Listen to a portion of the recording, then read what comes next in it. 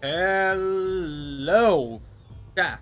We are back with Jurassic June and the final Turok Tuesday of this year. Or at least it's Jurassic June, because this is the last Tuesday of June. So this year we've been focusing on the Bit Manager's Game Boy versions of Turok games. And there are exactly 4 of those. Played 3 of them. We like 2 of them. Let's get to the final one. No real reason to wait, so let's just go, shall we? Okay, so once again, this is one that we have barely tried out at all. We have no idea what to expect. Oh, this is a more detailed image.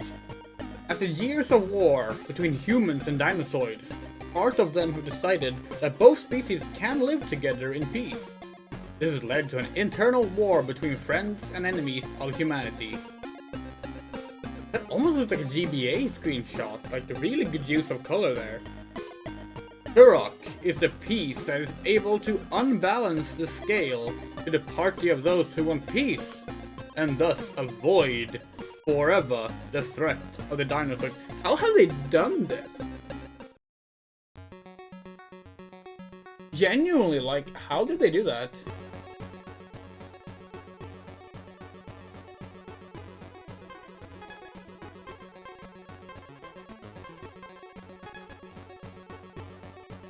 Oh, okay. Once again, like with Turok 2 and Turok Rage Wars, this game shares the name of an N64 game, but it's not actually based on the N64 game. It is instead an original story taking place between the N64 games. Let's go. It is so good. Using a tank, you have to infiltrate the enemy's lines and penetrate the frontier base. First, you have to find the 2 keys that will allow you to open the entrance gate. Once you are inside, activate the switches so that our troops can get in. Okay. How did they do that? Like, we are astounded at the level of detail in those images. How did they pull that off on the Game Boy Color? We didn't see any dithering. Very interesting. Anyway, let's see. Do we remember our quick save buttons? Find out. Rather than finding out, let's look them up.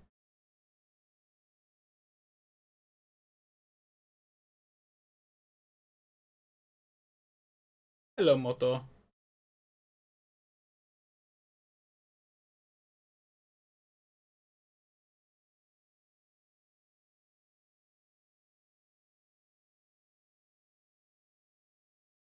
Okay, it's okay. Okay, let's go. Oh, whoa! It's actual tank controls.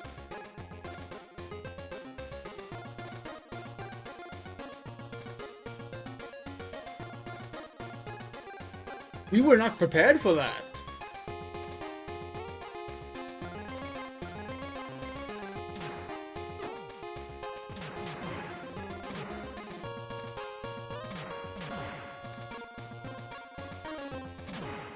This is awesome!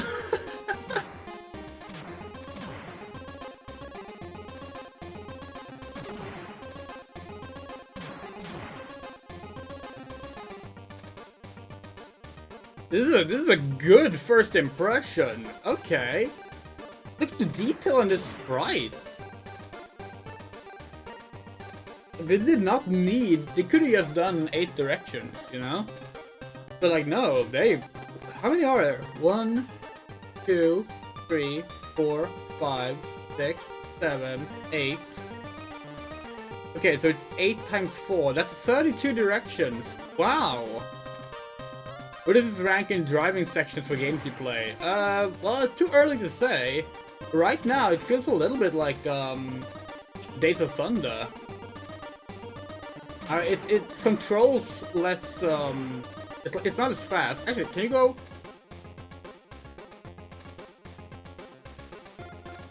Oh no. We're not gonna do the backwards thing in this game. Because we need to fire. But yes, this game also has the ability to go backwards at the same speed as going forwards. Just like A Sound of Thunder. This feels good, actually. Like, genuinely, this is not bad. Try to think of, like, have we seen tank controls in another Game Boy Color game? And we think the one time we can remember it... Well, okay, car games. Right? Car games technically have tank controls to this day. The main difference is you can't turn on the spot. But, like, the controls do technically fall. Okay. When we get a game that beats Duke Nukem Forever as the king of driving sections. Yeah, that is genuinely, like, forever gonna feel strange. Okay, there's no equipment menu this time. Yeah, like, Duke Nukem Forever genuinely having good driving section is, like, never not gonna feel like a strange thing to us. Like, that was genuinely really fun.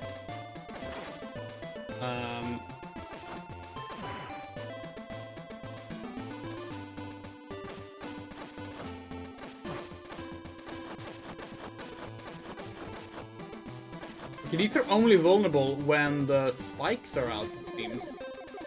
Interesting. Okay. Oh.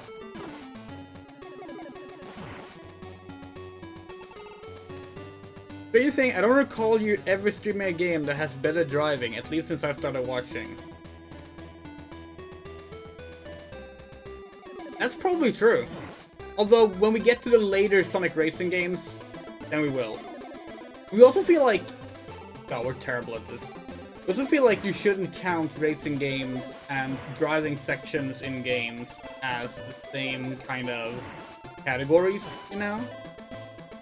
So maybe that's not fair to any game. Oh, we're really fucking up.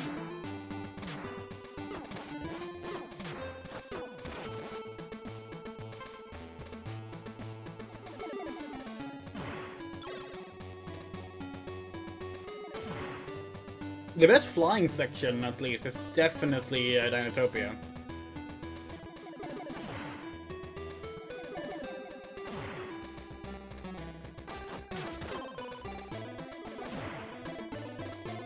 Oh fuck, we didn't get that bullet. We have a gun to use it with.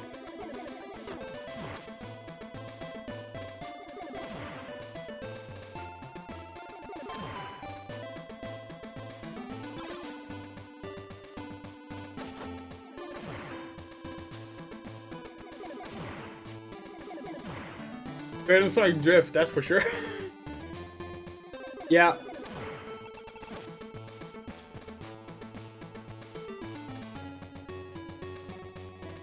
Oh yeah, Sunstone Legacy is fucking excellent. That game and Evo have been like the true gems of this month. Like, what the hell? Those games are both so good. Hey, a gun!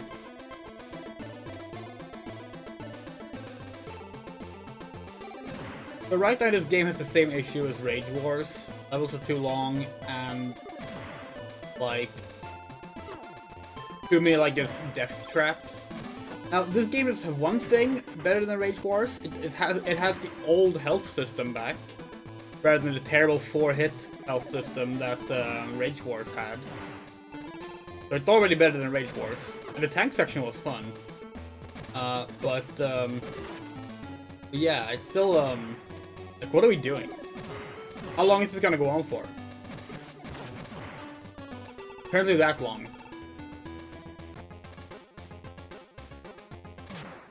Okay, we needed 2 keys.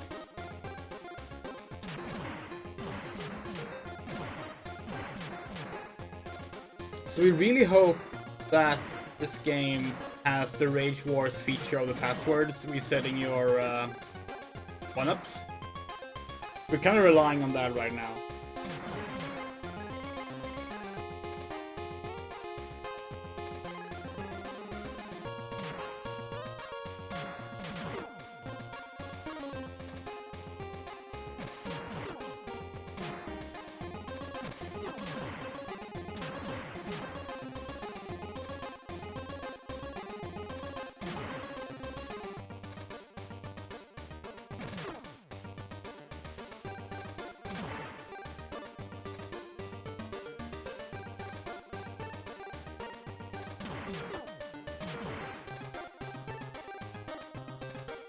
One thing looking forward to is finding out when we start our James Bond playthroughs with Oni, is finding out like which James Bond game has the best driving.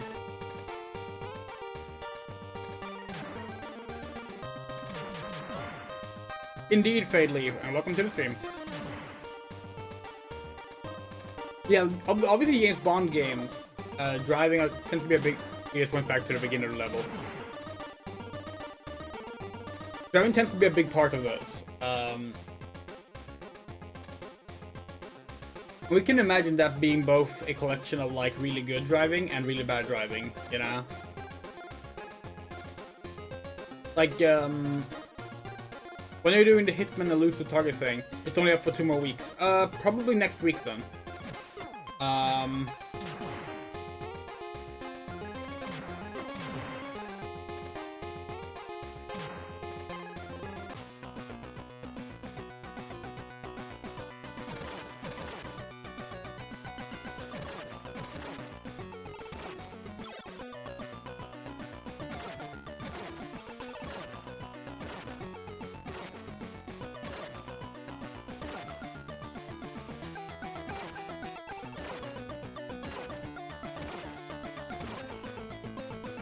Why are they in this section Ninja Turtles?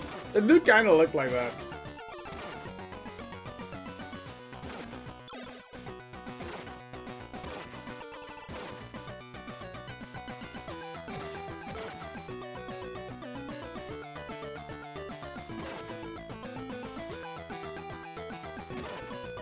And again, we have to say, this soundtrack. Holy shit, the Bitman just Turok games have the best soundtracks.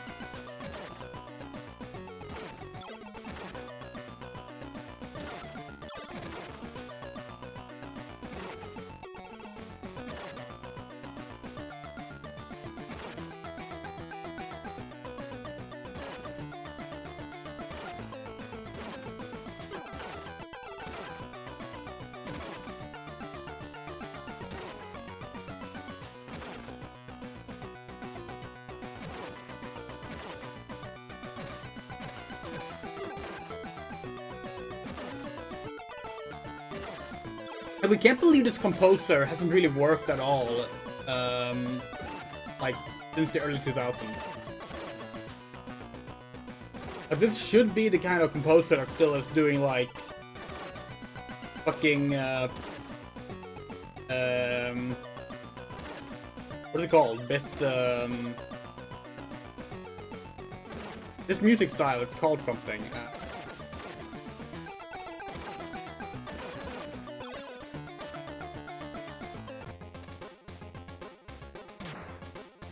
Something with bit in the name, we know that much. Yeah, he should still be doing this for like retro indie games and such, you know? You're gonna try and like drive past the shit, because the enemies respawn, you come back here.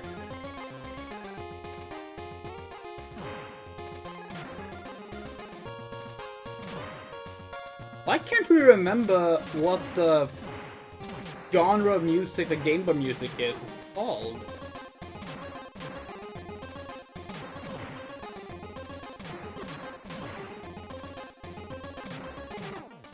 Oh, it's because we're thinking bit. It's ship. Yeah, exactly. Chiptune. That's it.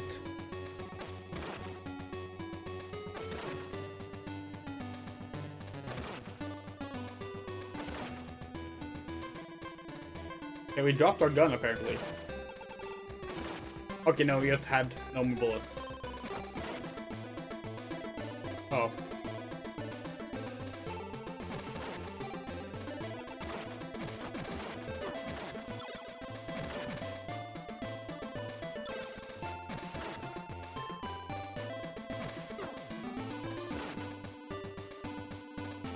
The infinitely spawning enemies kind of suck.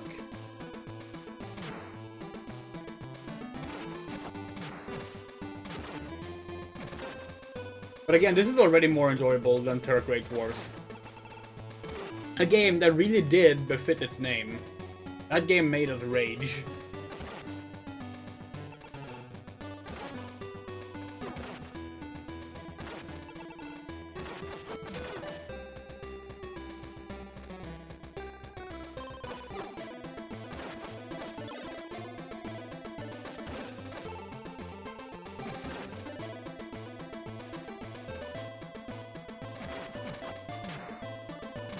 I think we're going like up 4s, maybe? That's where the numbers are going up? Yeah, because all the numbers on the doors are 4.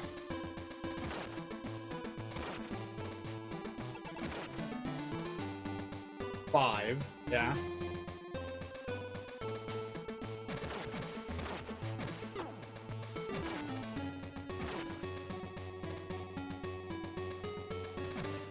Yeah, but the other Turok games have actually had like permanently dead enemies and such. And that like helped with navigating the levels sometimes, because you could like be like, okay, we've killed all the enemies here, like we know we don't have to go that direction. Okay, now we went up 2 floors. Oh!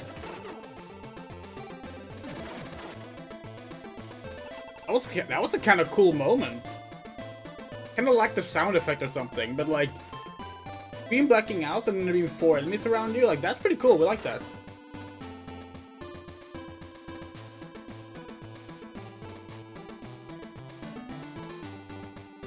Don't like our health situation.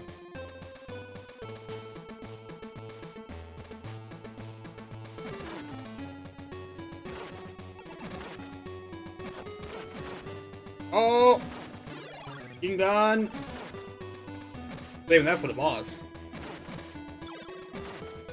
If we learned anything from Rage Wars, it's that these levels tend to have a boss, and then you get the password.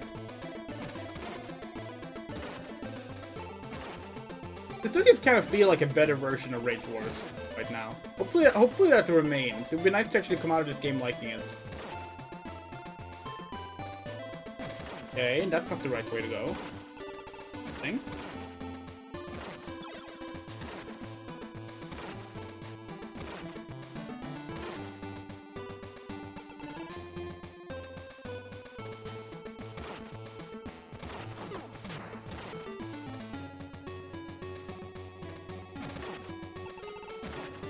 We've already been up there. That means we have to go down further.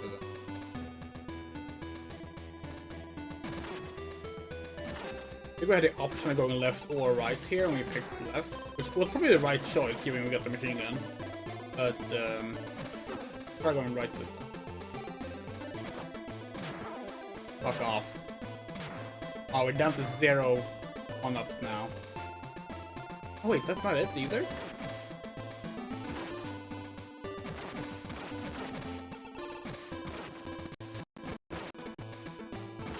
Okay.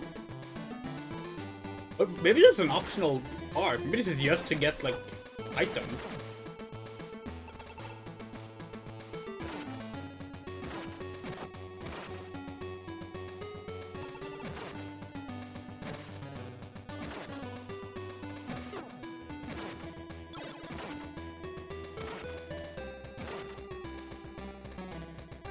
We can't leave, but that can't be it. Wait, where have we not gone?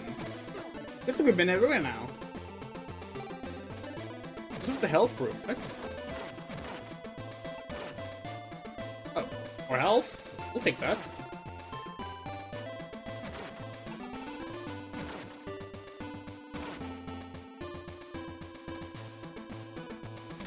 We are genuinely not sure what we're doing. We thought we knew what we were doing, but now we have no idea.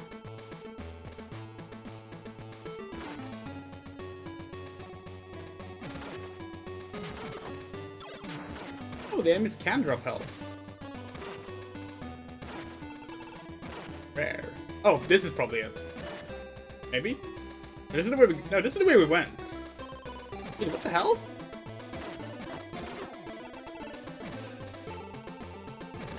I got so fucking confused right now.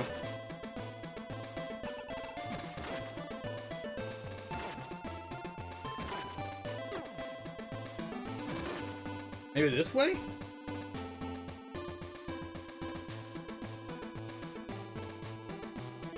I think we've been here as well. Yeah, we have. This is where the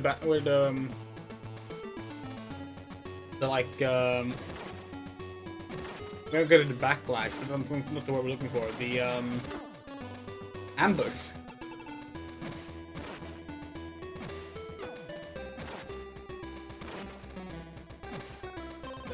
Oh, wait, hold on. What kind of end of the level was this? Is it just a walk off the edge of the level, maybe? No, it's a wall.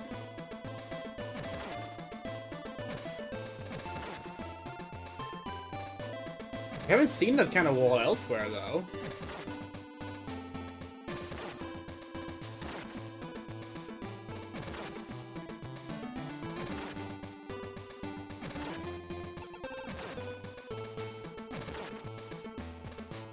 Can you shoot it with the new gun? Oh, yeah, maybe. Right.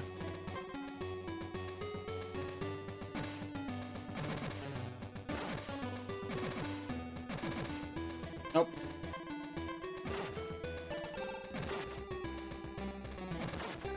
Sorry, we're just farming health now.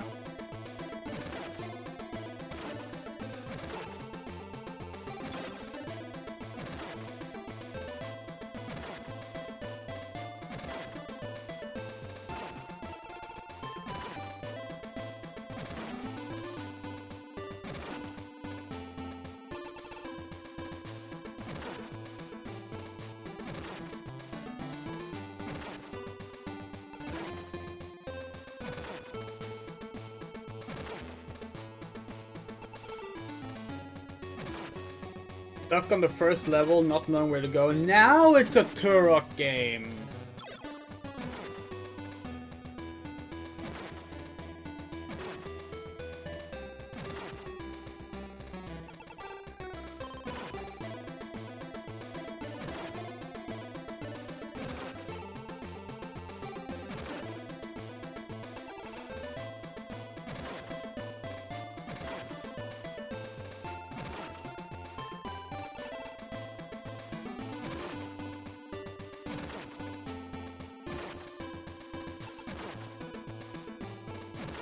You almost expect like the wall is kind of similar to the wall in the tank section. That needed 2 keys, but like I haven't gotten any keys, right? I don't think so.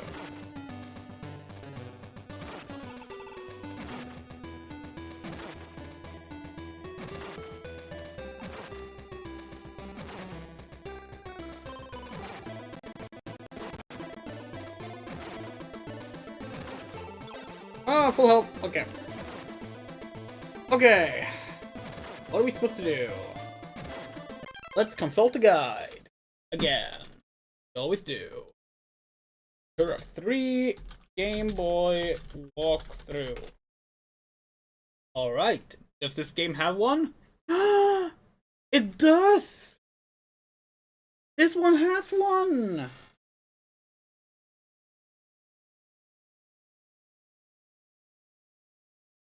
And it's actually finished! Okay, nice. Alright. Mission 1.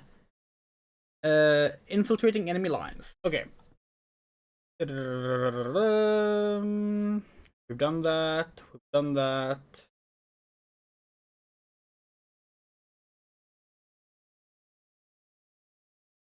The only thing you need to know is to flip the switches.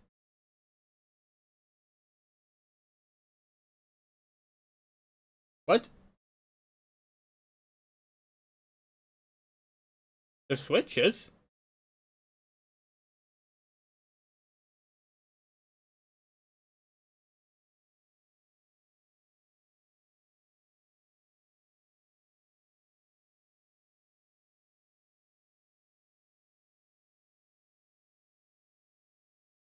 Okay, well, let's find these switches then.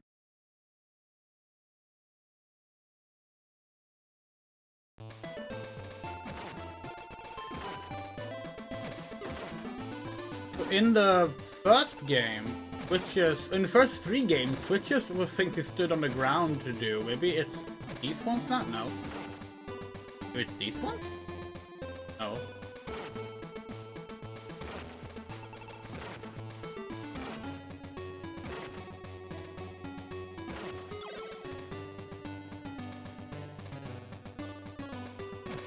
Okay, there simply is no switch on this level. That we can see at least. So let's go back to floor 6 then.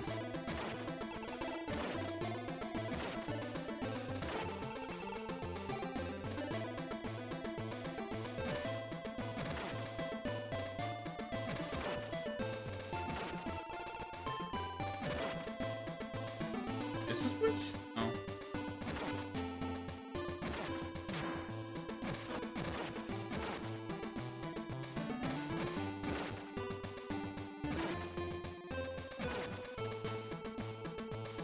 Nothing looks like a switch.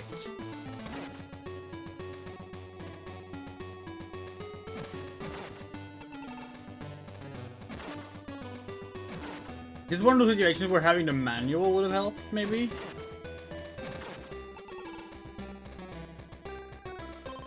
Do you think the manual describes what the switches look like? Show a picture or something?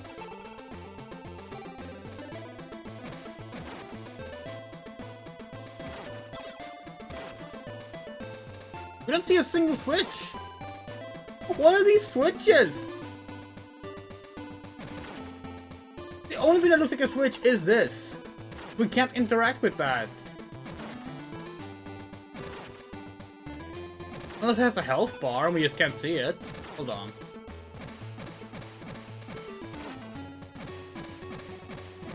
Oh. Definitely not.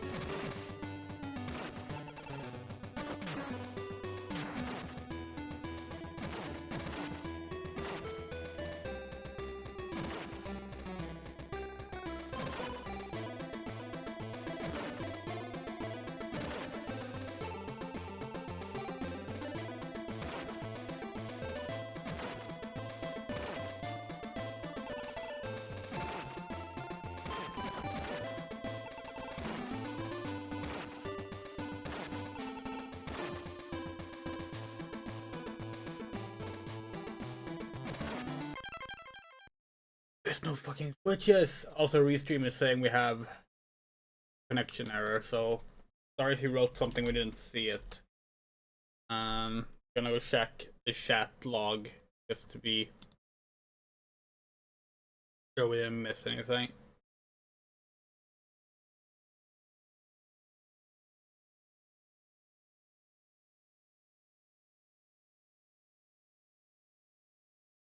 Yeah, no, it's working. It's just Restream having a hiccup. We're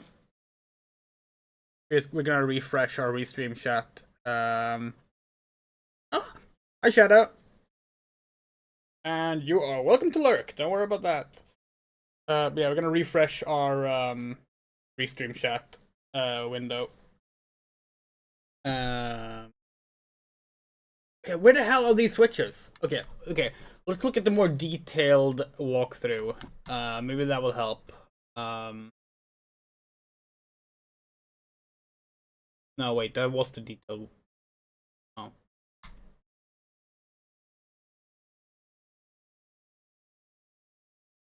Yeah, let's read this one more time.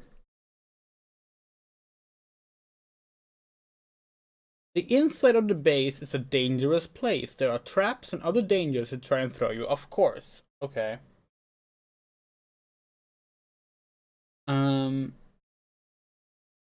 There are multiple levels, and each door will take you to a new level. At first, it will be confusing. If you take a door from level 1, you might end up on level 3, explore the area, and get to know where each door leads you. But the only thing you need to know is to flip the switches. There are switches on most of the levels, and once you flip all of them, you'll be transported back to level 1 to make your escape. Where are these switches? What do they look like? Describe them! We don't want to watch a video walkthrough because we don't like video walkthroughs. Okay, we do like them. We just don't like watching them on stream. Find it difficult to follow. We prefer written walkthroughs.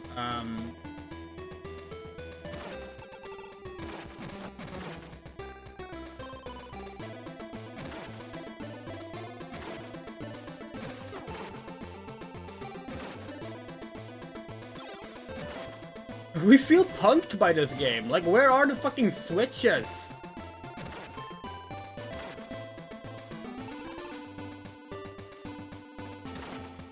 Seeing the changes in Dune Awakening makes me realize how impossible a goal is to balance PvE and PvP gameplay. Oh yeah, absolutely. We didn't realize the game was out, by the way. Apparently it's selling really well. That's how we found out it was out. We saw reports of it selling well, and we're like, out?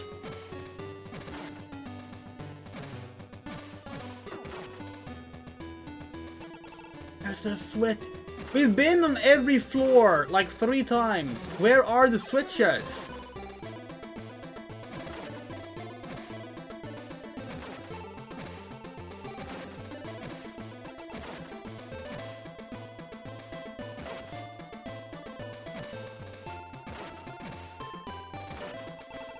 Again, this is the only thing that looks like a switch.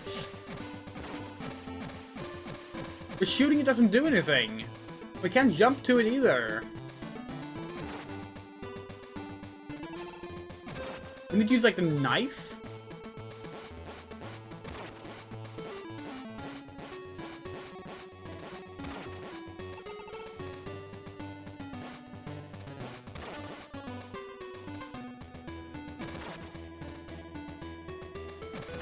Okay. Okay. Okay. Read the manual.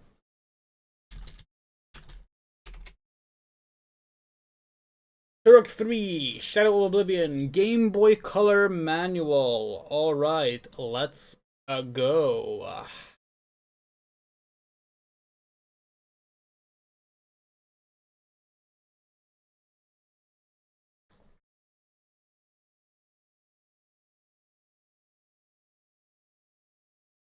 Wow, they're spoiling the final boss fight in the manual. Is this Papyrus? This manual has Papyrus font. That's funny.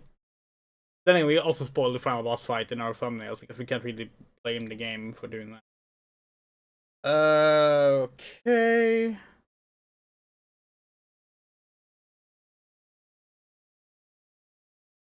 Okay, that's weapons.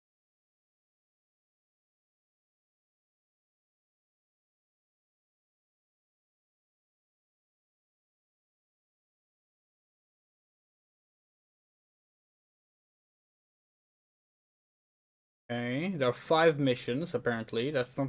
We just want to know what a switch looks like. Okay.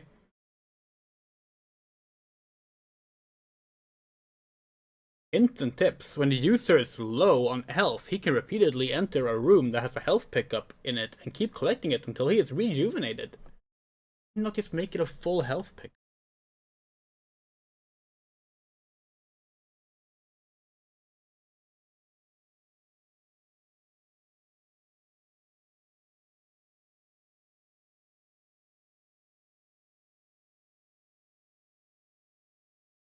What?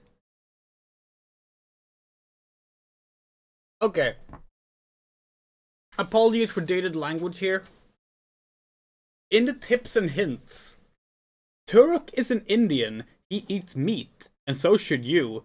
There's plenty of protein in meat to keep you going strong. Leafy greens? Okay in moderation, but remember that dinosaurs generally dine on vegetables. Okay.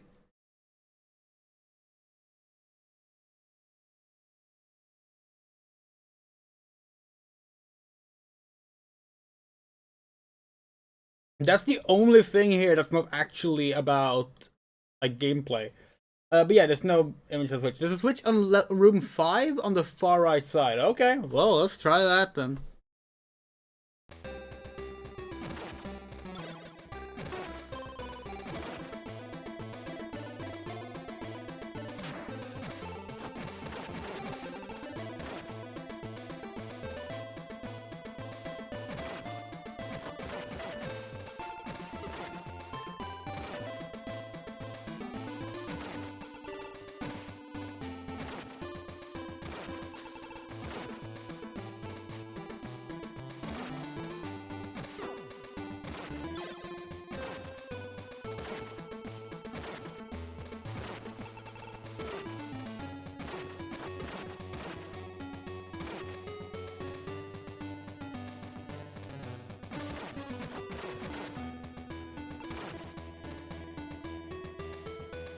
The far right side. Okay. Oh, this? Okay. Oh, and that's how you flip them? You just walk up? Can you unflip them? No, okay, that's good at least. Well, now we know what they look like.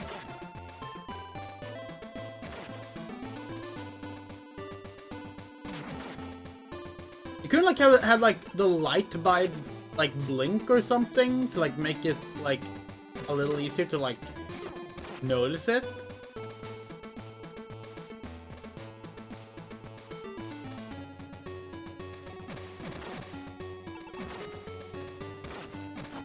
Imagine if in Doom, you know the switch with like the green and red lights? You like pull on? Used in most levels. Imagine if that was just like a basic wall texture, basically.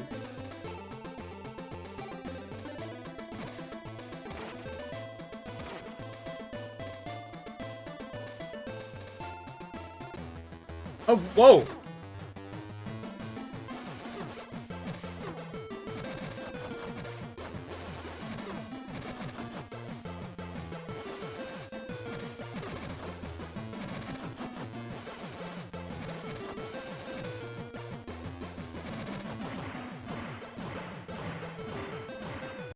Yeah! Alright, SDF LMSF. SDF LMSF. Okay. Again, the fucking images, they're so detailed. After the last defeat suffered, the only means to recover terrain is destroying the enemy's reserves of ammunition and fuel. Go into the 3 bases and destroy everything you run into. How did they do this? Okay. So we are gonna do a reset here and see if this game we have taken a save state just in case, but we are gonna see if this game, like Rage Wars, gives you full 1-ups when you open a password. And apparently that was a raptor, by the way. That was apparently the Velociraptor.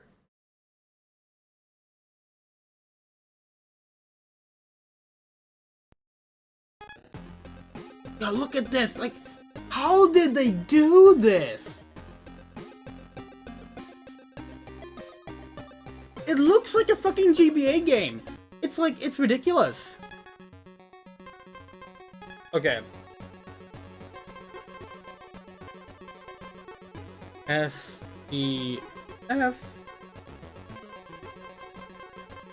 L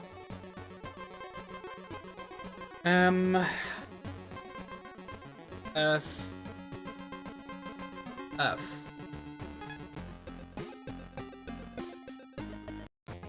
Yes! It gets full health.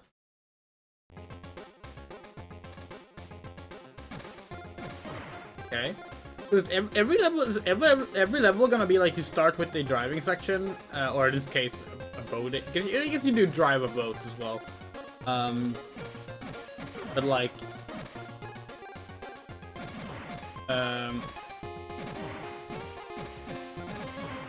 like, can we not attack that?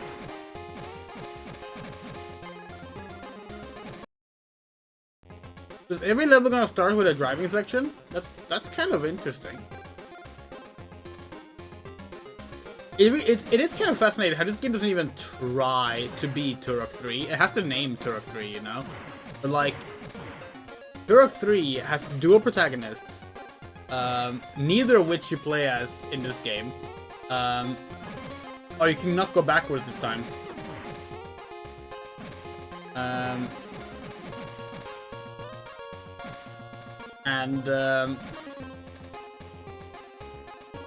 And like the game,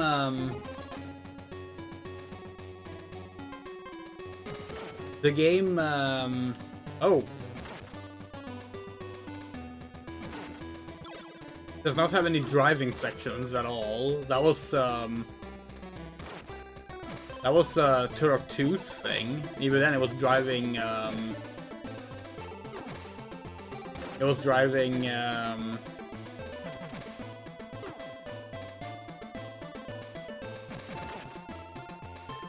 Dinosaurs, you know. I guess Turok Evolution also did it. Okay, now we're starting to feel more like Turok Rage Wars. This is some real ass bullshit. You can't attack these things. The wall turrets.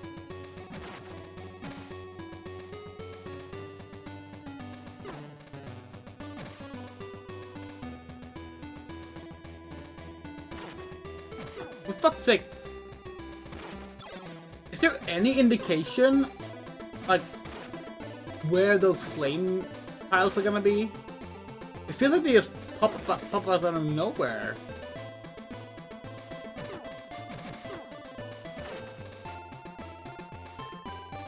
Oh, yeah. Ha ha ha. Which level was it that did this in Rage Wars? It was a desert level. Or like the desert level where they just like opened up like big mouths in the desert randomly. Oh. Just like in this game, you don't see them until you step on them.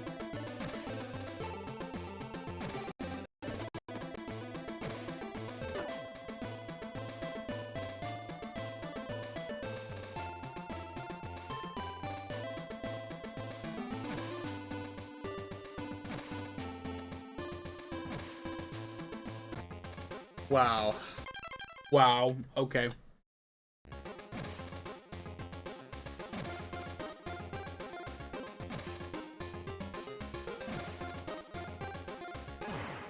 This is boat sprite. Seeing a boat sprite with like this kind of detail and like directional control reminds us of Bermuda Triangle for the NES, which is one of our favorite NES games actually. Fuel. Supposed to blow that up or something? I just want to farm items and such.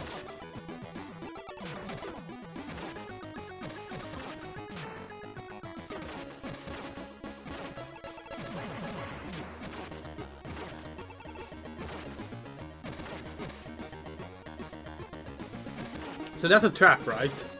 That has to be a trap. The cracks in the ground, you mean? Maybe just must be like seaweed or something. Yeah, okay, it's just seaweed.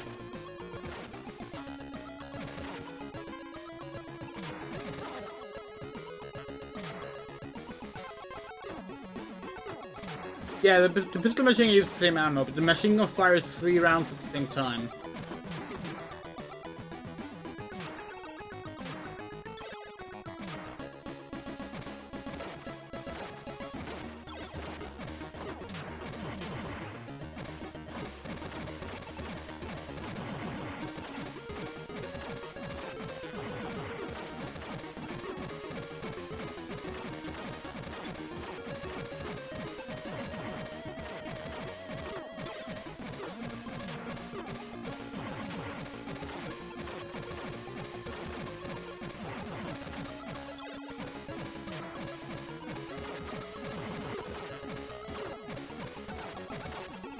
You think? Maybe. I feel like we're gonna waste ammo by using it, but we can use it.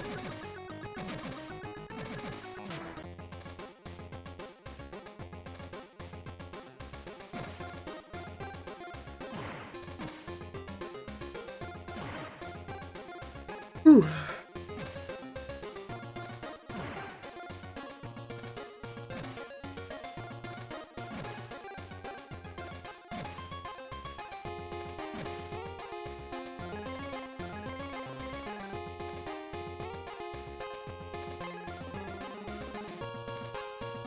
Ah, this music. So fucking good.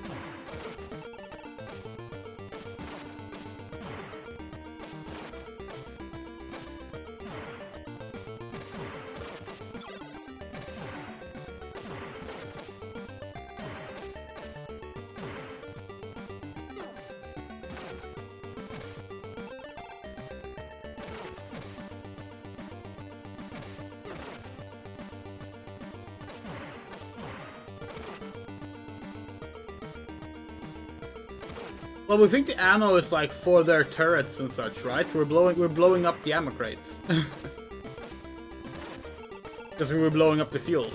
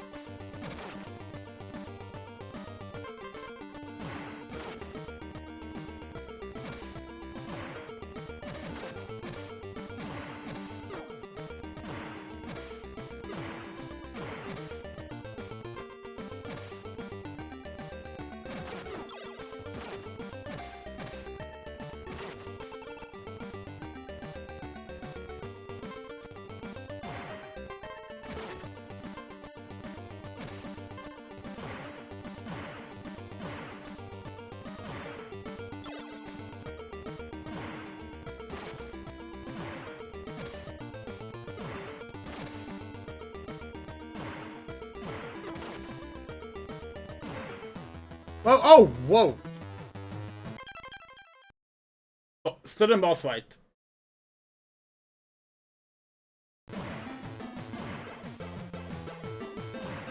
Yes, we're guessing this is just a dodging the giant alligator boss fight. Oh, whoa.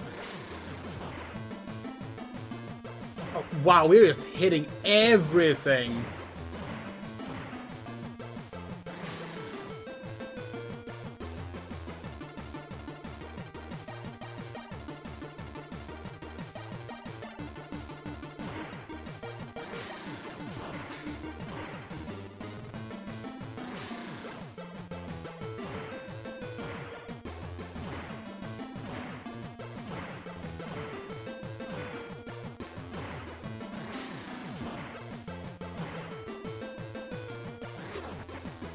This shit, by the way, is a lost art.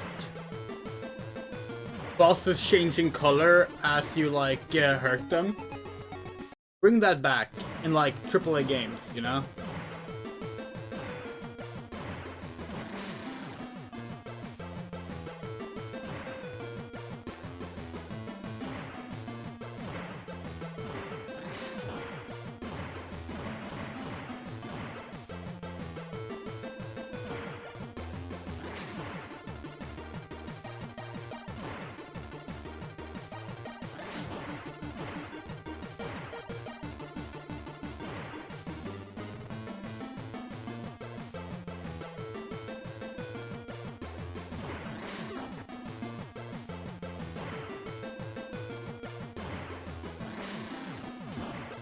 Yeah, but we won't specifically like just like the color changing. It's like a great way to indicate your progress. Like it's cheap, easy to do, and it looks cool. All right. See, EV LFDZM. Alright, we have another password. Let's reboot the game.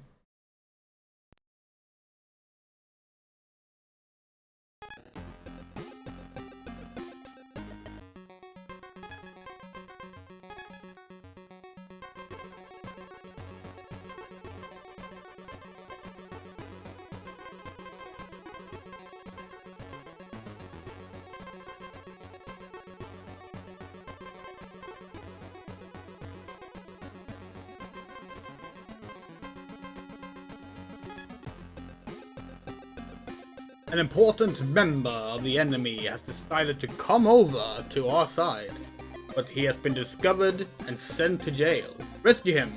Get him a weapon in order to escape from jail. That big alligator was most likely a Mosasaurus. Maybe. Let's consult the walkthrough or the manual.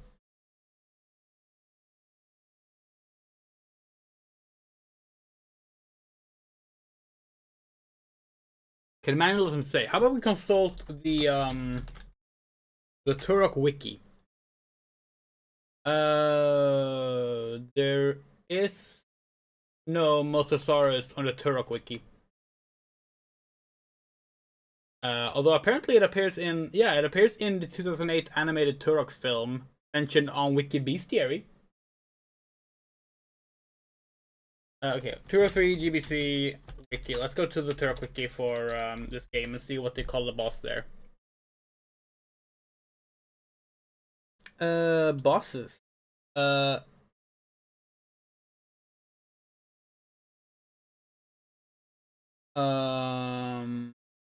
Apparently it was the Chronosaurus.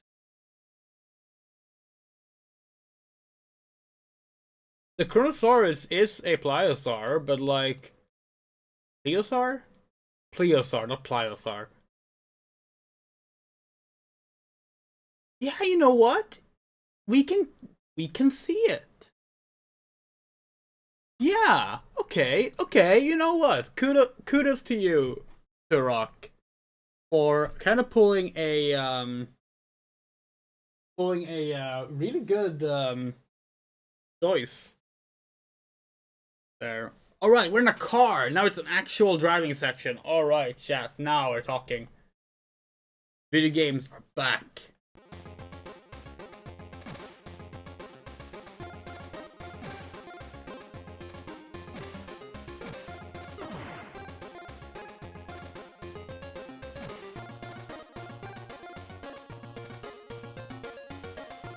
Oh, sorry. Video games are back. Words driving.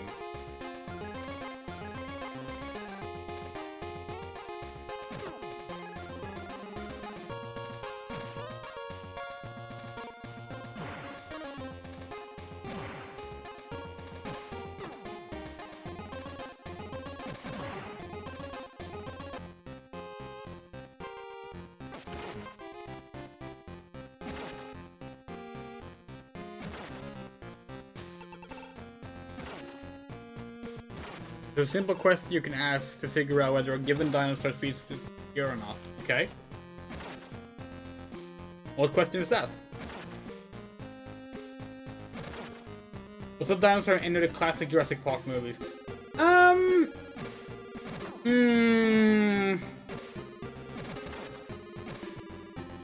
We don't actually agree with that.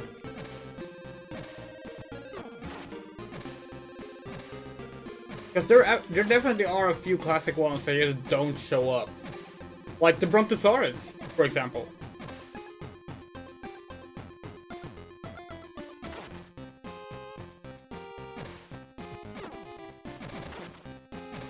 There is no Brontosaurus in any of the first three Jurassic Park films.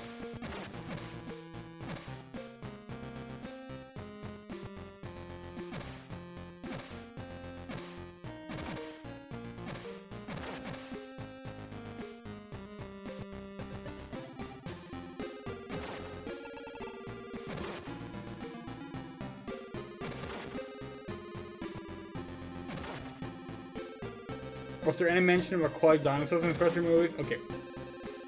Plesiosaurus and Plesiosaurus.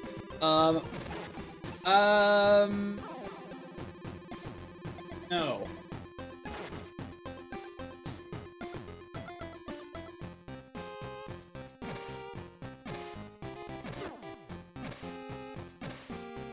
For sure, but the Brontosaurus is the most famous sauropod.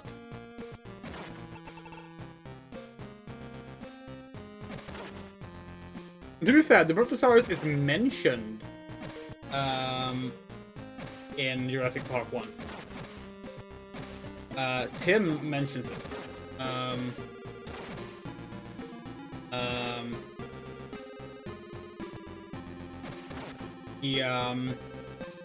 And he sees the Brachiosaurus. He says like, "Oh, the Brontosaurus. I mean Brachiosaurus."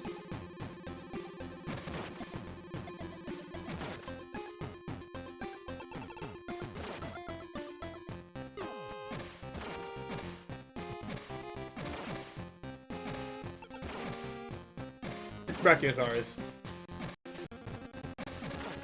The reason for it is probably because at the time it was starting to like boo up this idea that the Brontosaurus might not be a valid taxa, which later of course came to fruition, and Brontosaurus was demoted, removed as a taxa, and then it came back.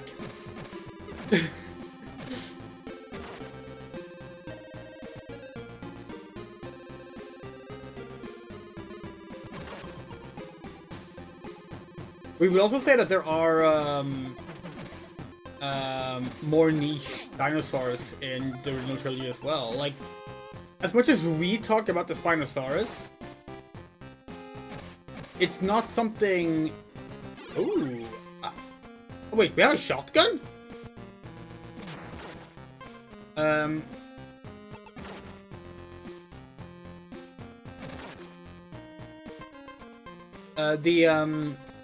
Sorry. The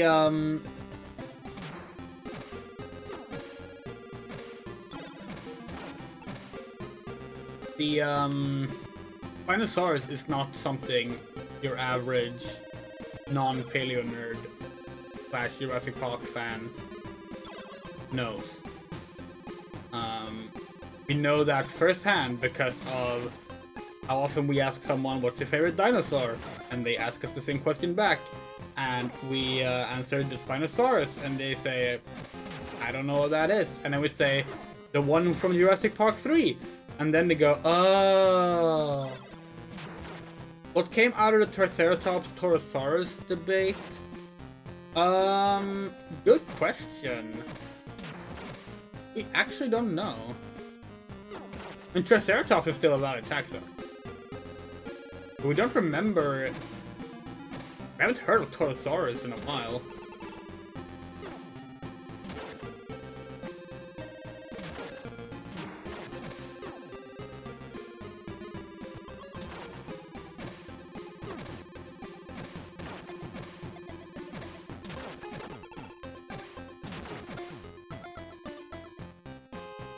The Ankylosaurus also debuted in Jurassic Park. Yep.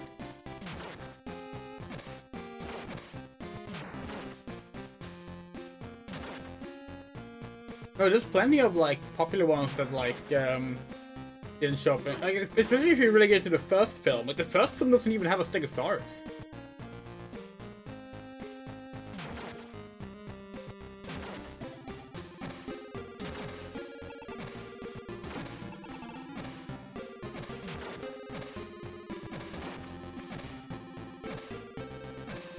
Like, can you imagine someone who doesn't know about dinosaurs knowing about Gallimimus but not Stegosaurus? Like, that's not gonna happen, you know?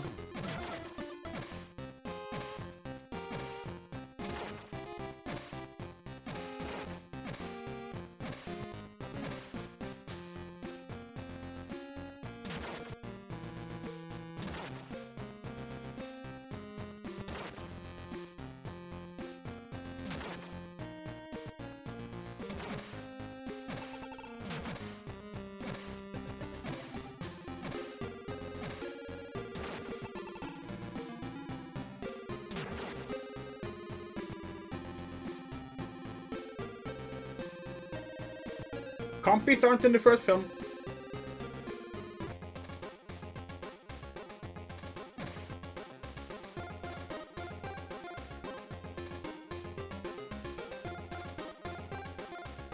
They're in the first novel.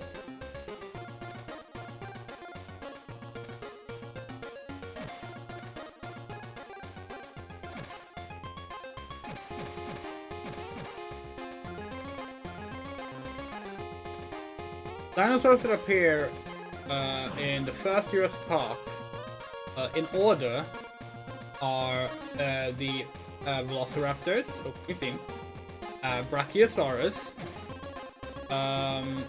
Triceratops. Oh no, Parasaurolophus in the background.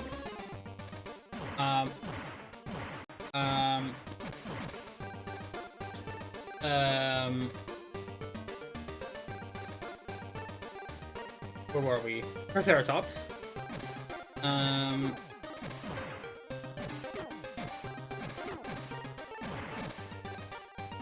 T-Rex. Where the fuck are we going?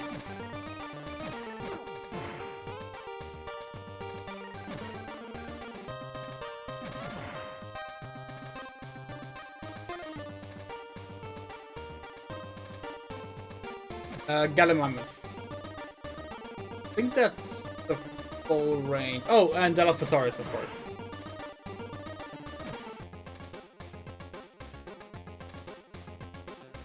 We forgot Dilophosaurus because we almost mentioned it too early because they go past the Dilophosaurus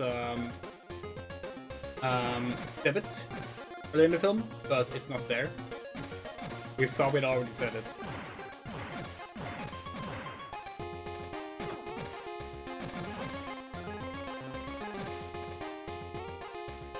Wait, we have to get in there somehow. How do we do that?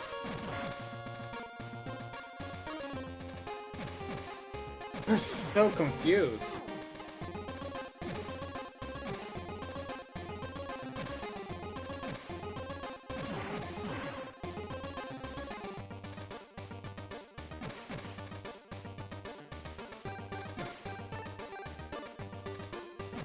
Okay, we have to look at the walkthrough again. I'm guessing this walkthrough was not written for easy mode.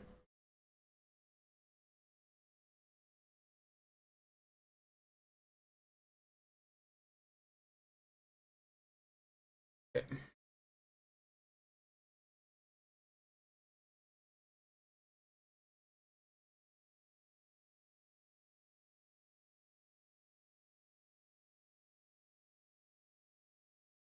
There should be another open door, apparently.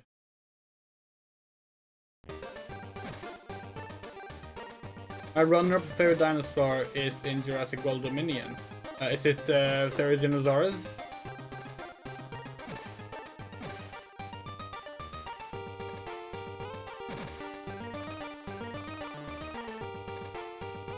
Nice. That's a really good pick. Therizinosaurus is great.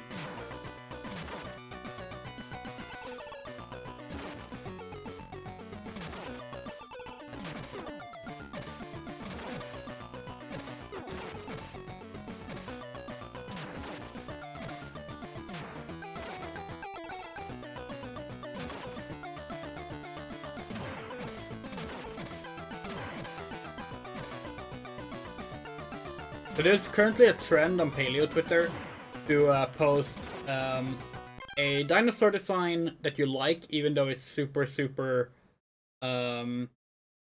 inaccurate or like bad. And then there's also one to like post your least favorite, like this is the worst one, the one that just made you go, what the fuck is this? And we of course responded to this. And we did hard mode, that is say you don't pick a Jurassic thing. We actually picked, for the one we like, we picked Spike from Jurassic the Hunted. Complete ridiculous design, but it's so ridiculous it's great.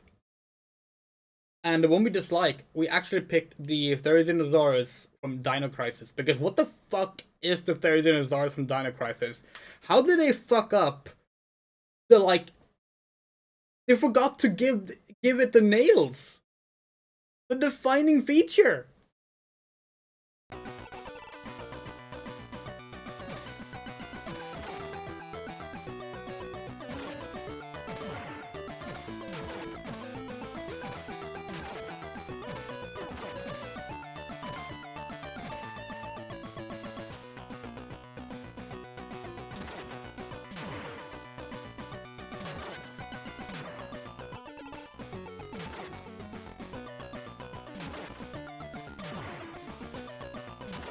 Yeah, it's just a rap. It's so bad. It is absolutely baffling just how much they fucked up designing one of the most iconic looking like theropods, and they just like, what if this made another raptor?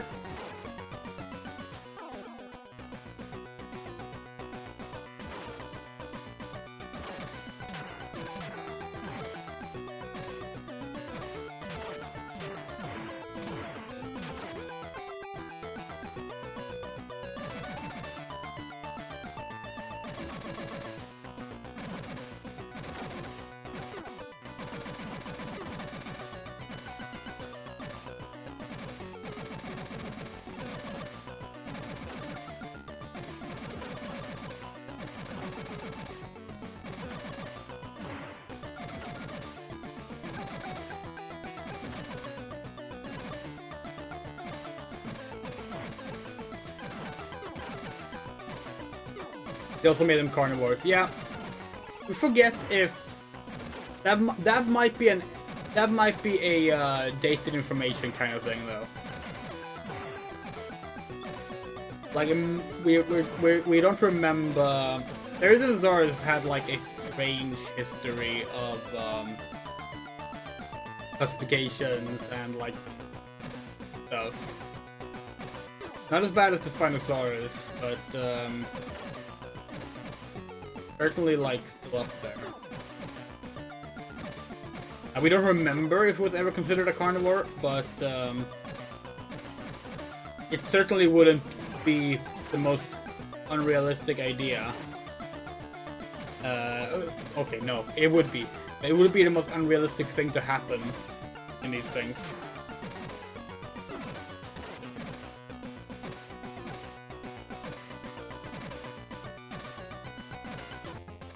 Okay. Oh, going to another open door, maybe?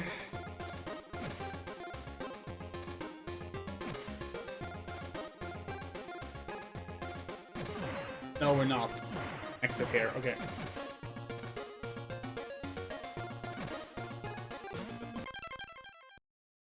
Oh, we're on our last life. That's not good. Oh.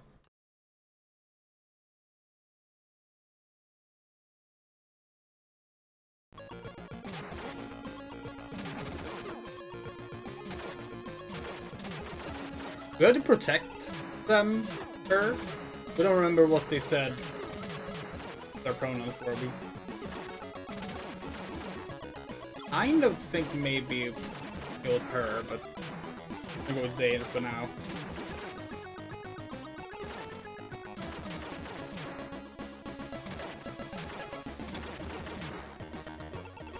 Pokemon Sword and Shield, is it the fossil mishaps? They're funny. Whose pronouns? The dinosaur that is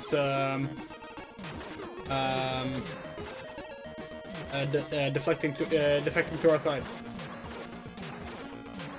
Yes, yes, yeah, that one's great. That one's great.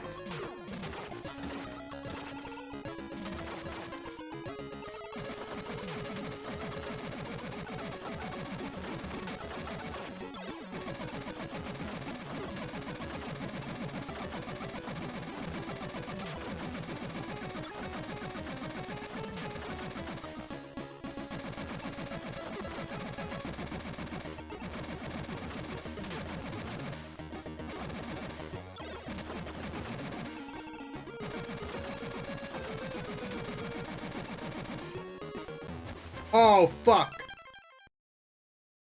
Oh, fuck.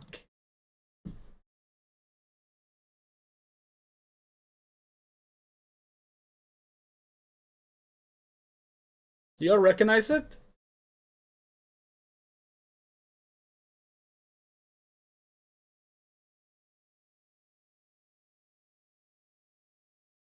This is a boss from the first Turok game.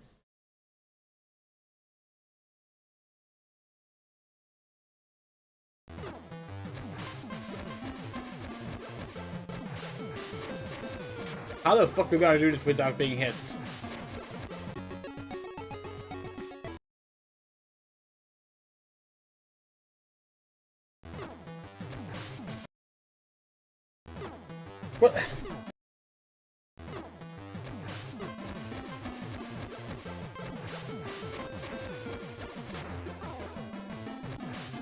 Okay, clearly we have to,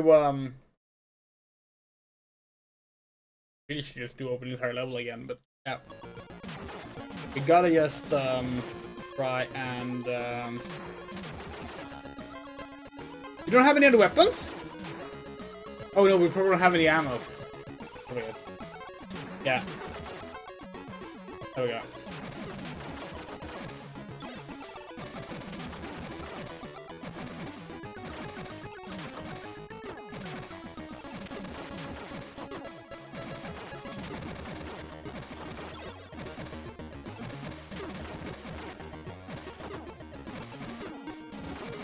Yeah, so this game actually brings back several bosses from the first Turok game.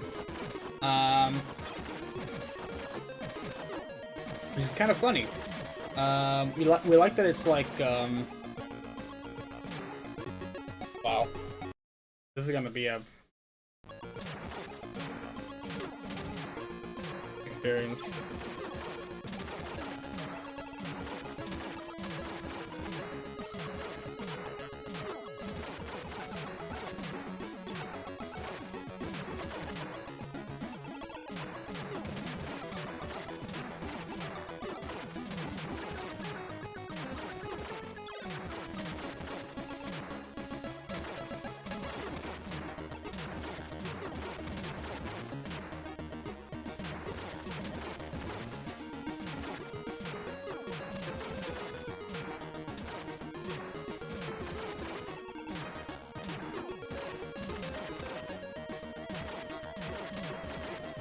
Because we've had a tank, we've had a motorboat, and we've had a jeep. What do you reckon the vehicle for the next level is going to be?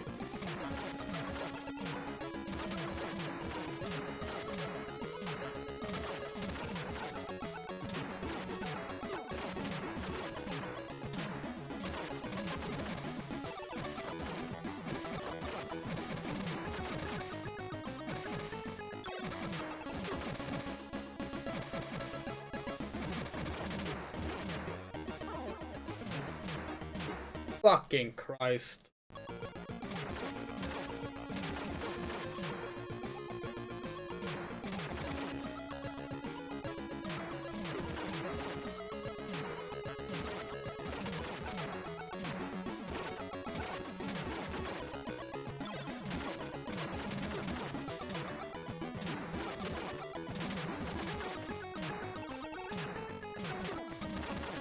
Guess what should be happening is at least isn't an escort mission where we have to keep them alive.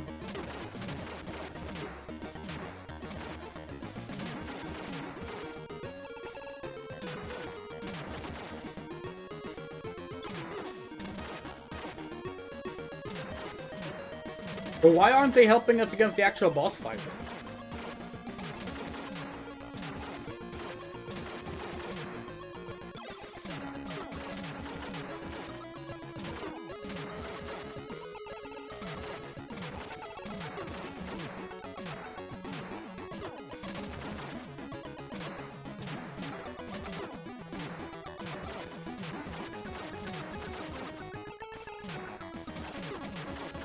Oh, the health rate drop is like abysmal.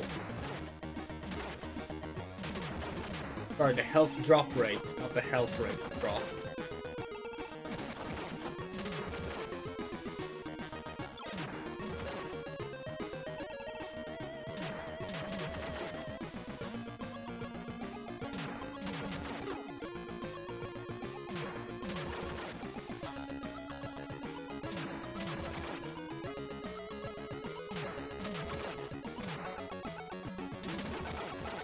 Ah.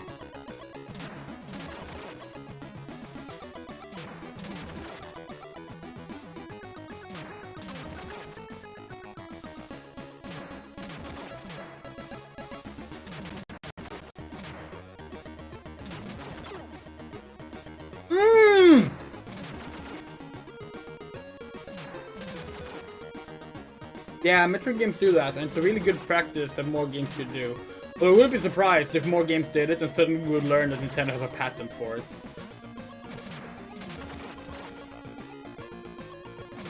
The fucking item drops disappear so fast that we can't run forward to get it because we will die from the new enemy wave.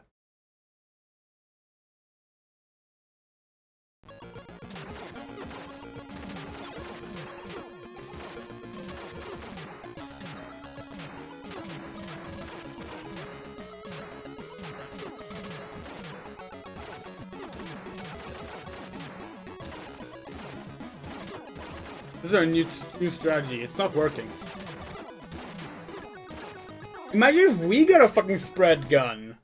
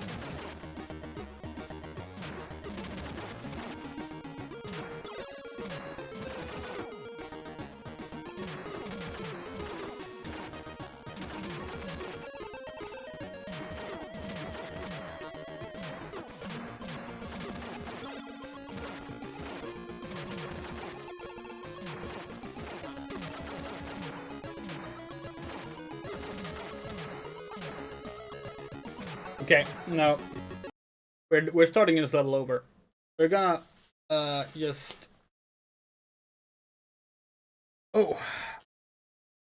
get ourselves back up a little bit.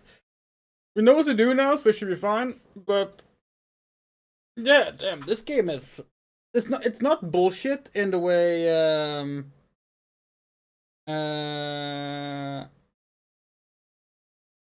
as like Rage Wars. But it is fucking harsh, you know? Alright.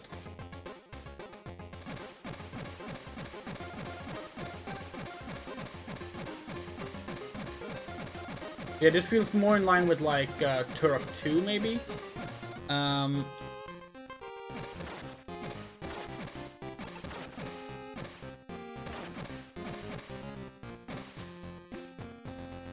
Maybe in Turok 1.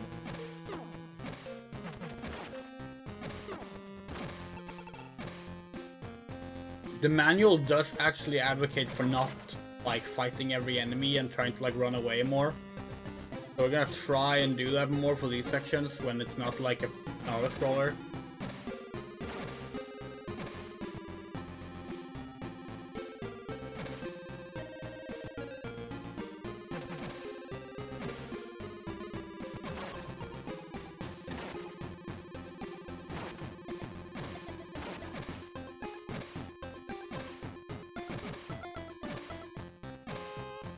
Oh wait, that's where we came from.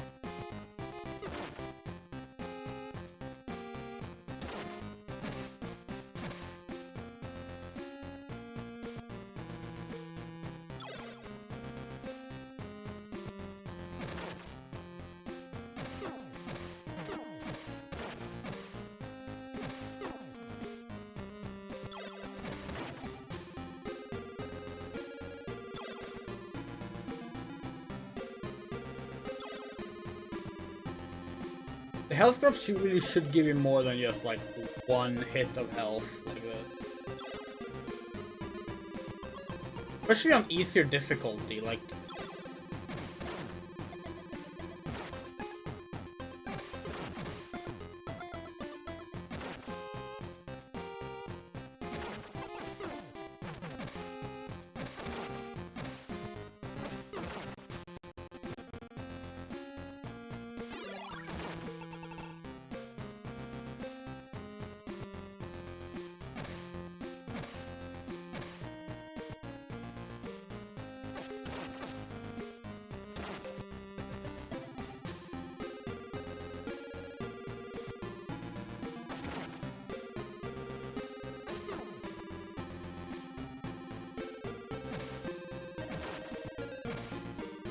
it's probably worth it to get Star Alexander over Evolved. Really?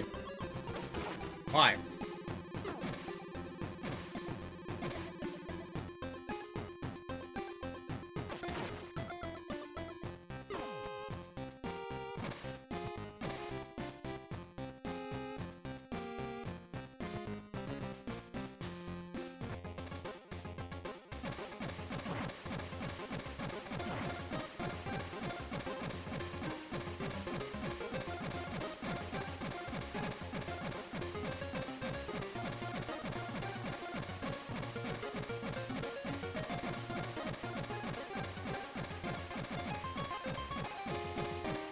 All DLC comes for free as it gets ported over in Ascending. Oh.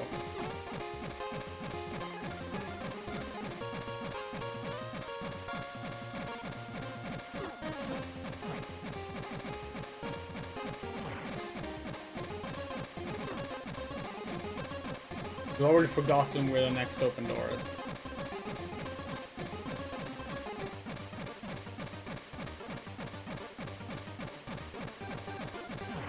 Fuck off!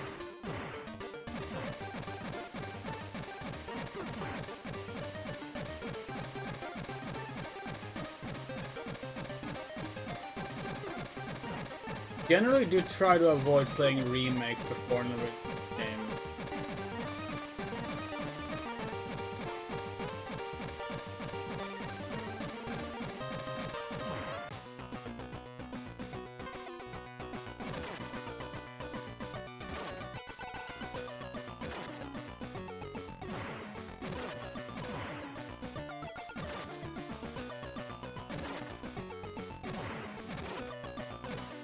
If we understand correctly, on this level, it's literally the last box we blow up has the weapon.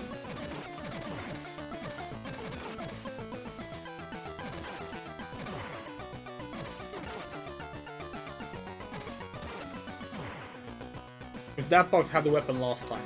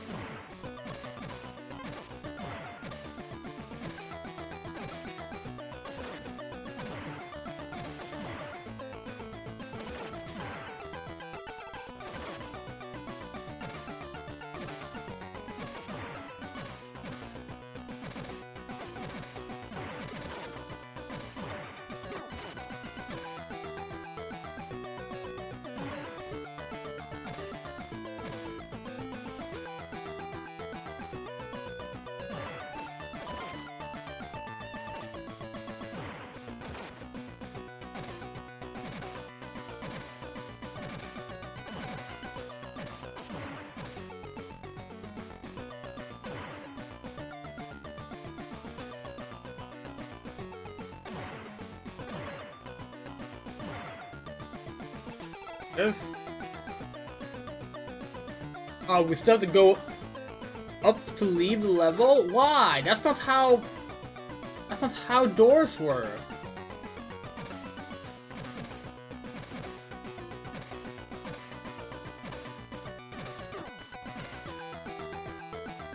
Oh dear.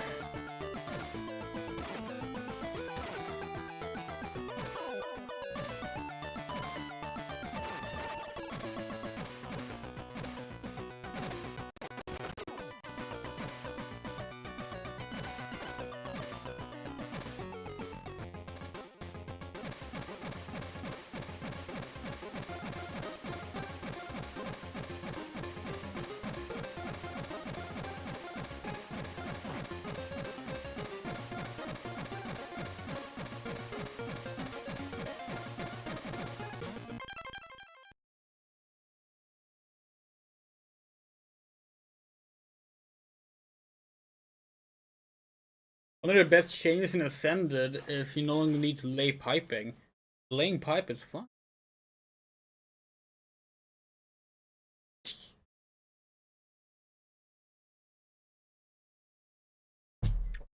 Okay.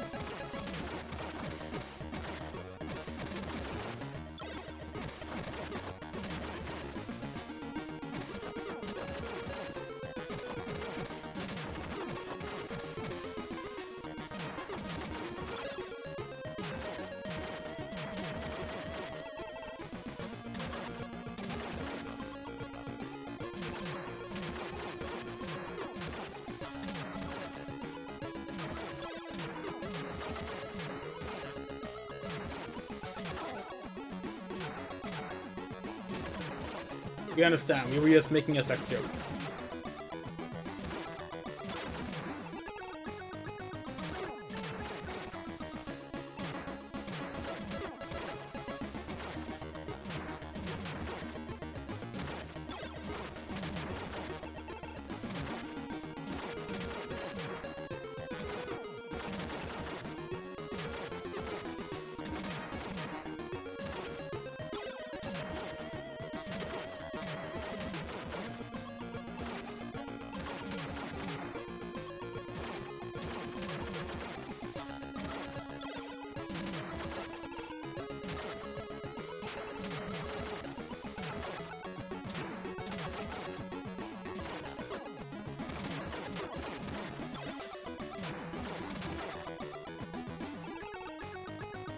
Okay, this is not great, but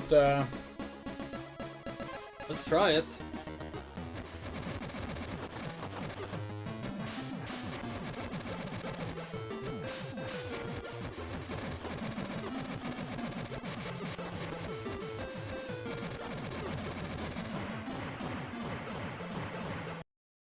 All right.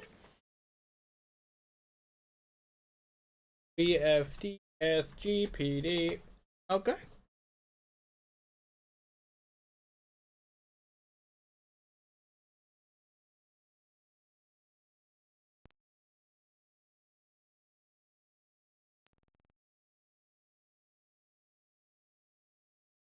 VFD, yeah, it's just like Seventh Dragon.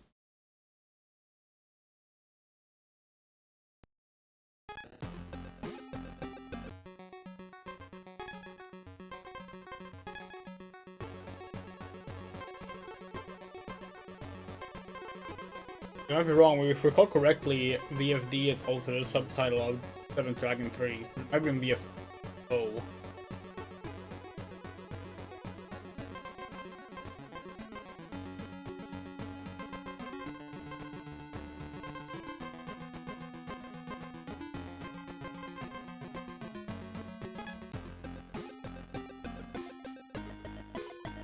The enemy is a nearly invincible ally, the Campaigner. Yeah, he's back too. He and his soldiers are causing us many casualties. Get the keys to access to his hideout. And finish with him. Okay, we're at a boat again.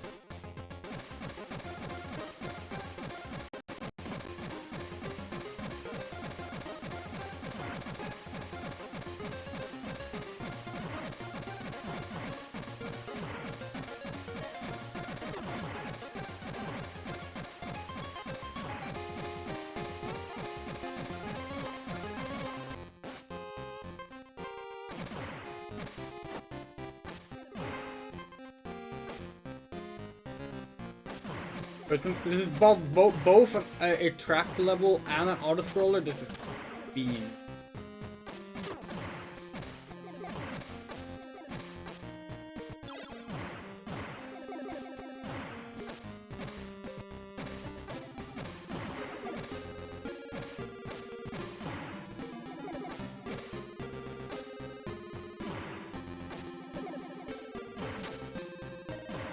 Yeah.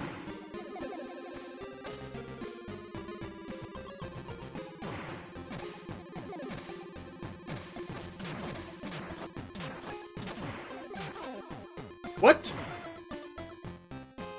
The autoscroll can kill you if you fucking clip a corner of leaves? Fuck off.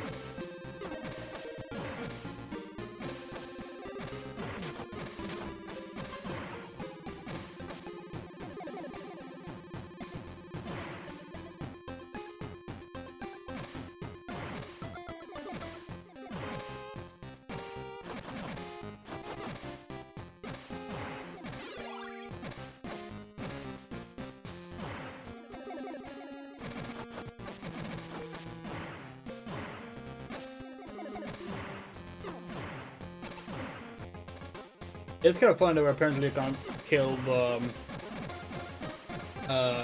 final boss of the first Turok game again. I just like not the final boss of this game.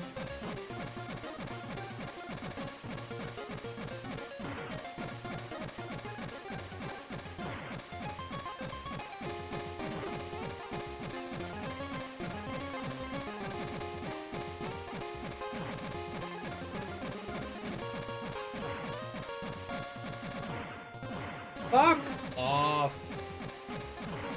One thing all bit managers Turok games really struggle with is enemies just firing and appearing off screen, attacking you.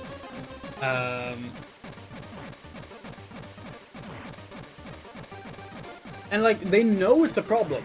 Because the fucking manual is like, oh, be careful, sometimes enemies will attack you. Even when you can't see them off screen. And it's like... Why though? Why did you design it like that?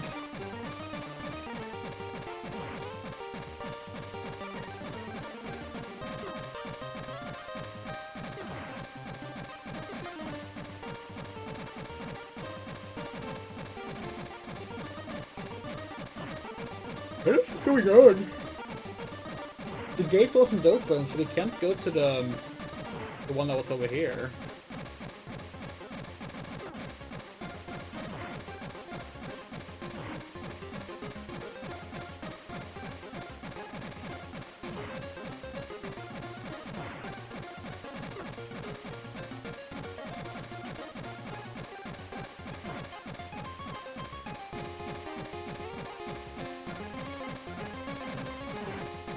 This might be another one of those levels we have to restart just from like, oh there.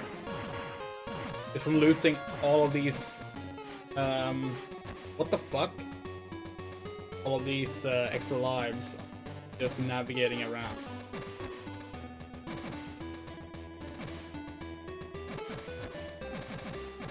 You can't shoot those, okay. Is this just a dodging level?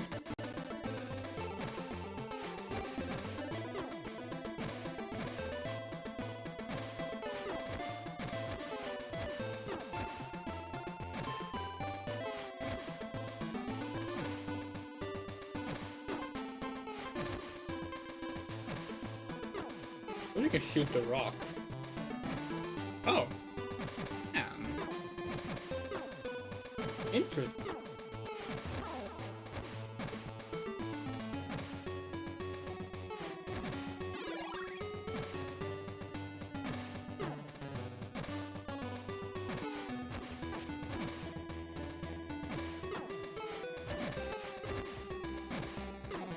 The rocks are not the thing that's actually difficult to dodge.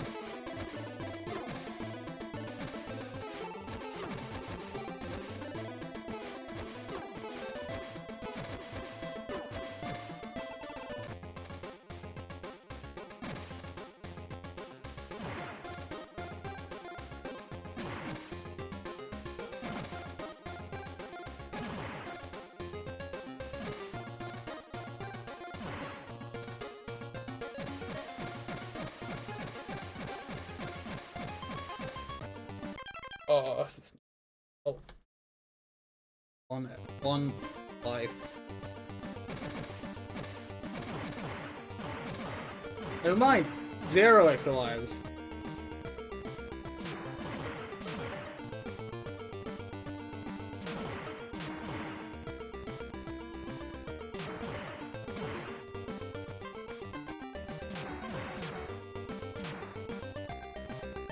One extra life.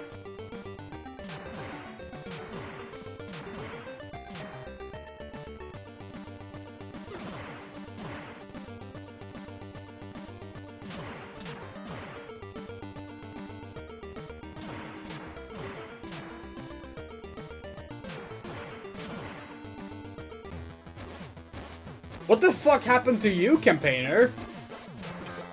You're a giant bug man now?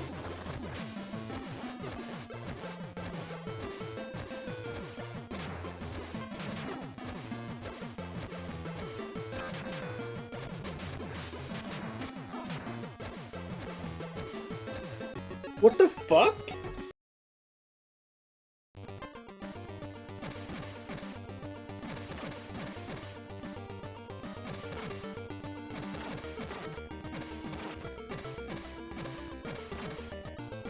Please, dinosaurs, may we have some health?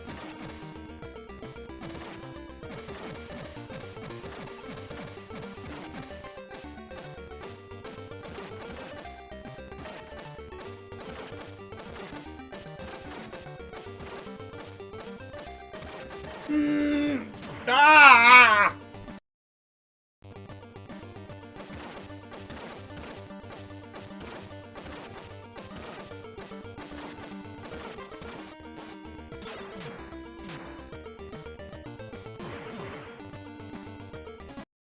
Why can it never be that the enemies that drop health drop it in a spot where we can pick it up?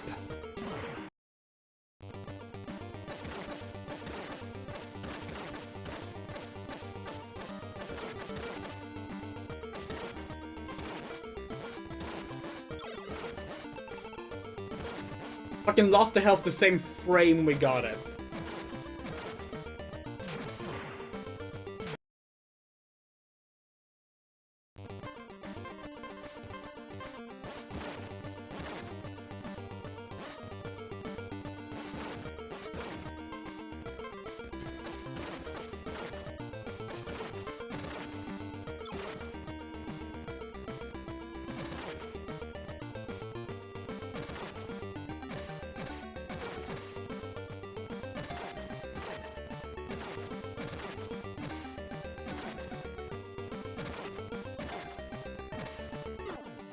Oh.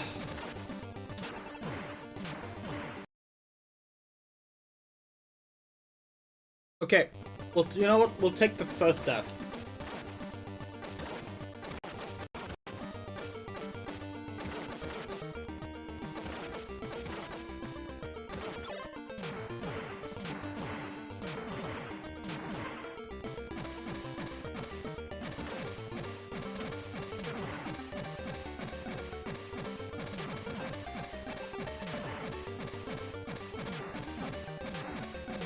Their fucking missiles are just too fast. It's like,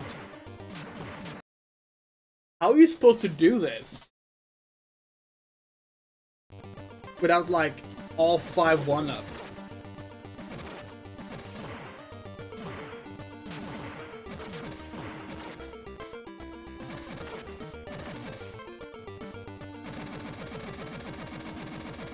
Like, none of the actual weapons you use matter.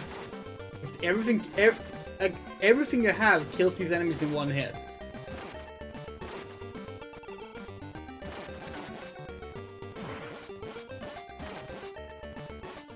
Yeah, okay, you know what? Where's the save file for the level? There it is.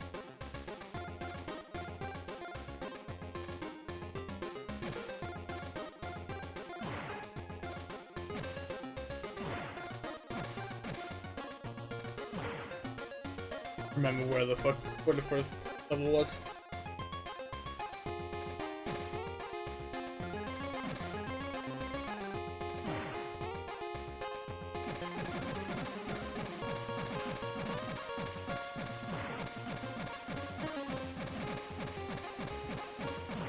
It's like every level requires you to do an initial playthrough to like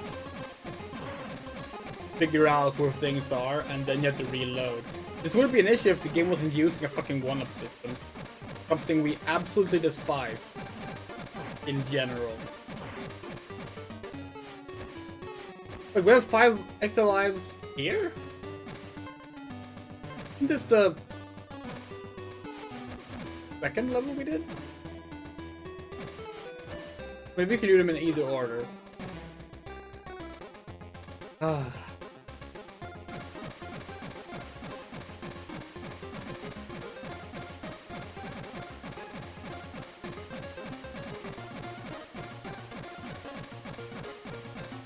How are we unable to navigate? No matter how many times we like try and learn the level, it's like we just don't know where anything is, and every time.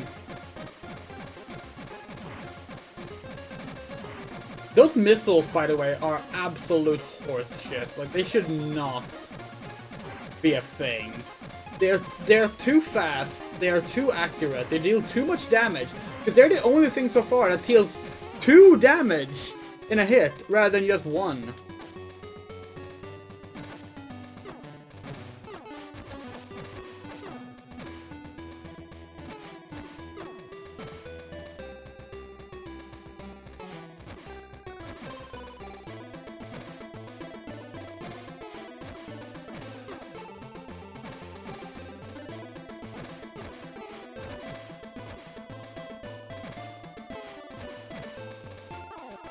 These snipers too, like, you can't kill them.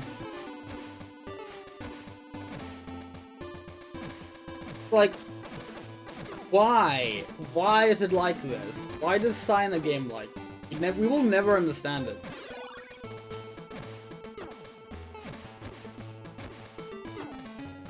This level isn't fun. This level feels more like Rage Wars than it do the other Turok games.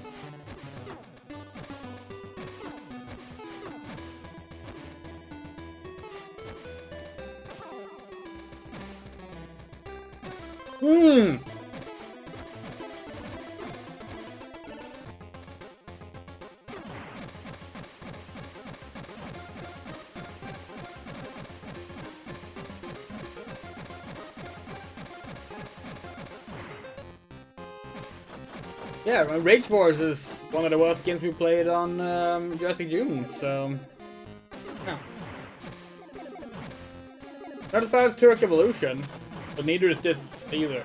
This is also not as bad as Turok Evolution, so it's like, yeah.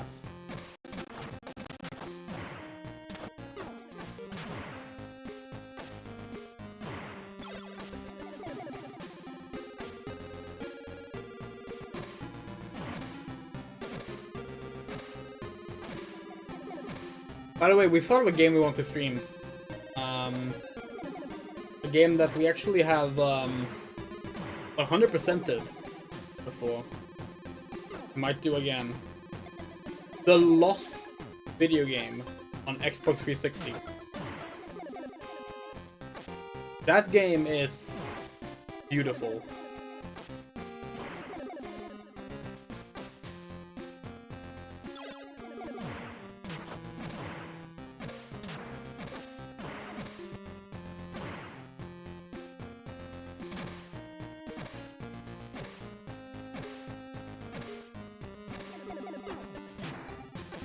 It was unironically one of the first games we got all the achievements in on Xbox. You might be wondering, Andre, do you like Lost?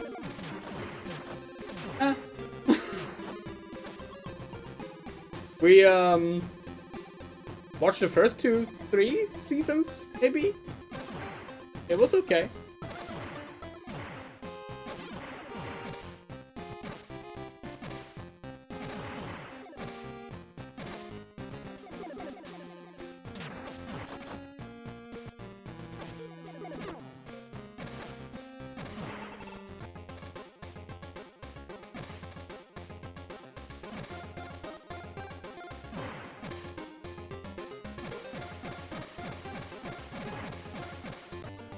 This is better, but not by much.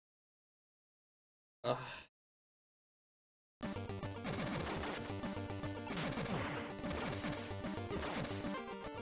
Alright, now we're back to enemies that actually die in 1 hit.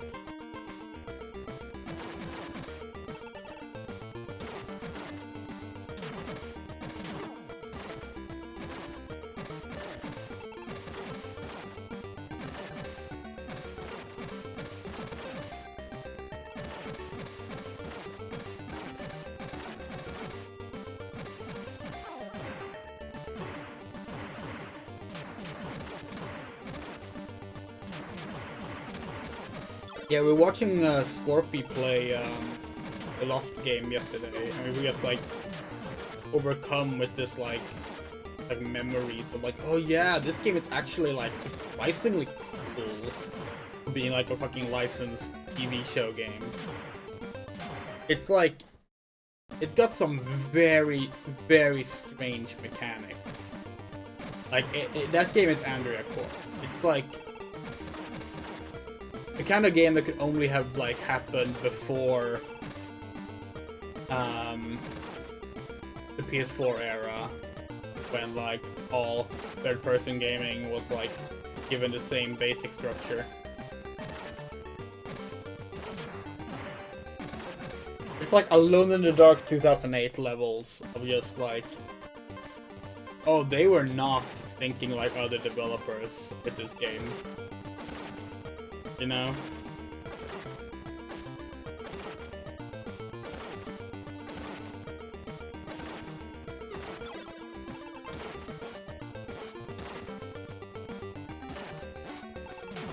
Because probably we don't have the game anymore.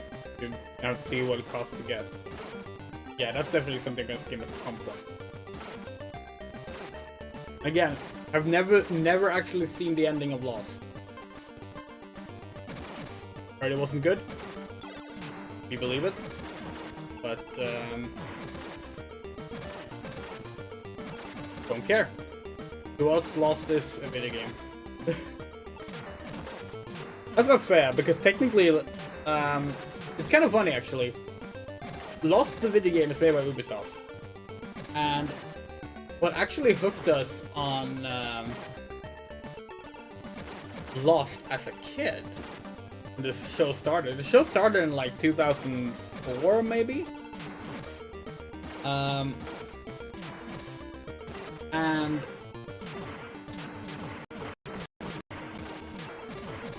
how is this?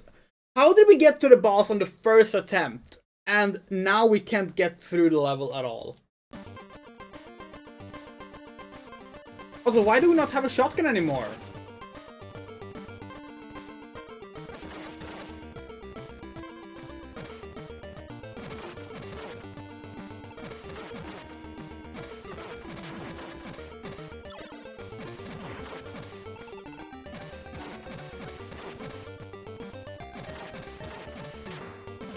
Yeah, but here's the thing. Look at these missiles. They do 2 damage per hit.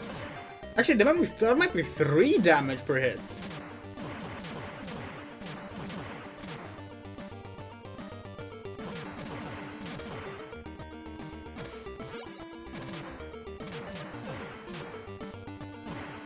And for some reason, they fire like so early that it's impossible to dodge.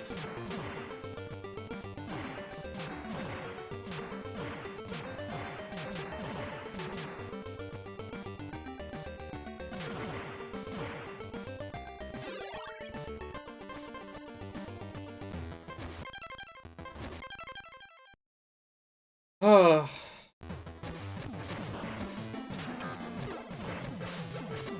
Wait, when are we able to actually hit him? Oh.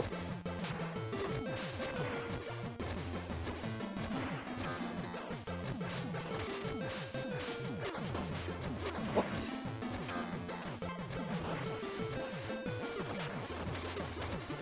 We don't understand this boss fight.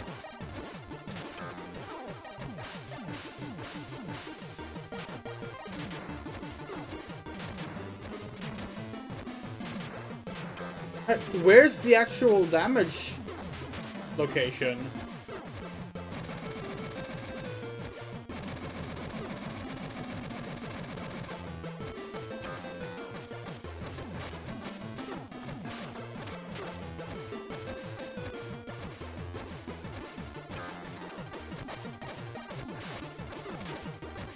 What?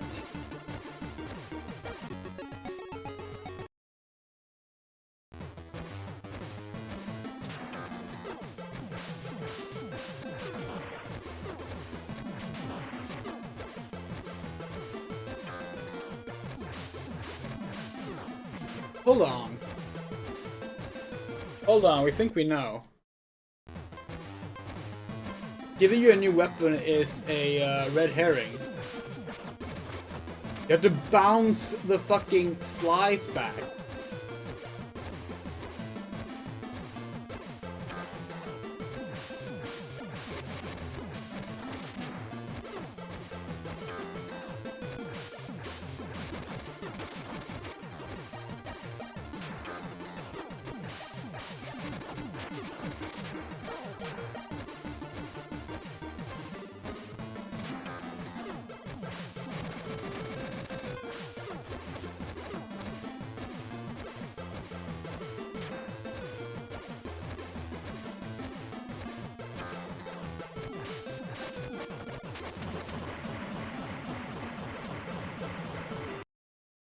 Okay.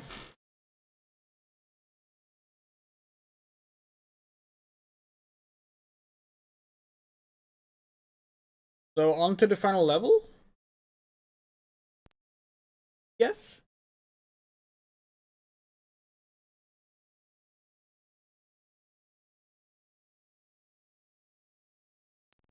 Okay, apparently the campaigner becoming like a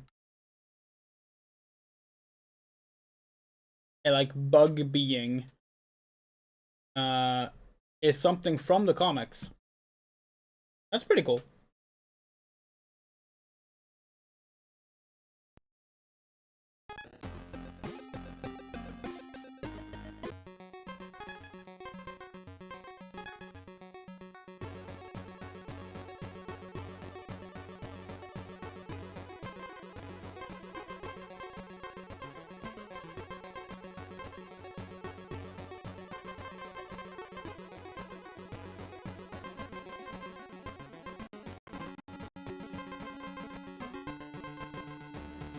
Here we go.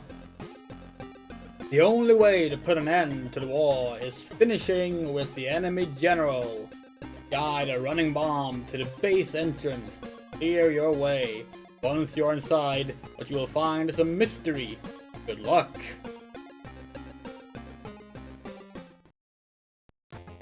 Okay, we're in the tank again.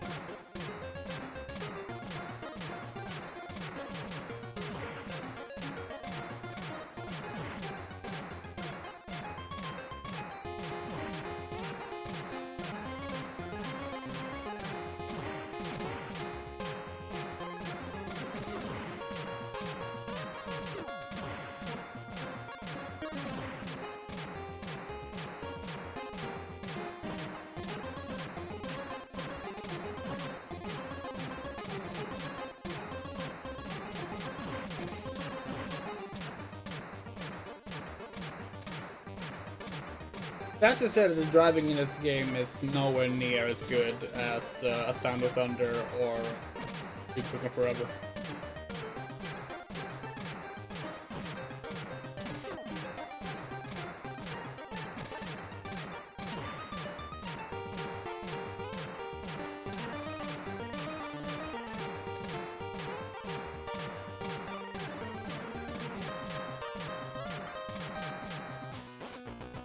Oh!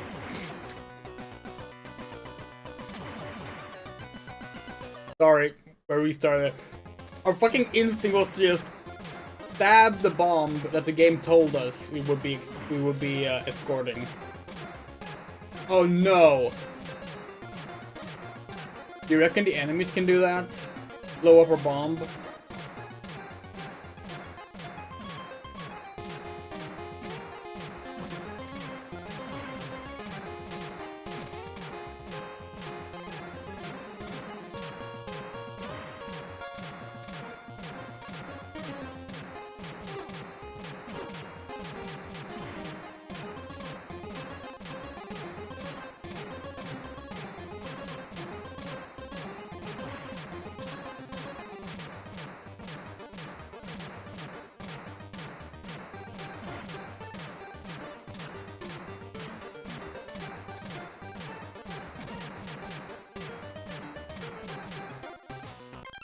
Okay.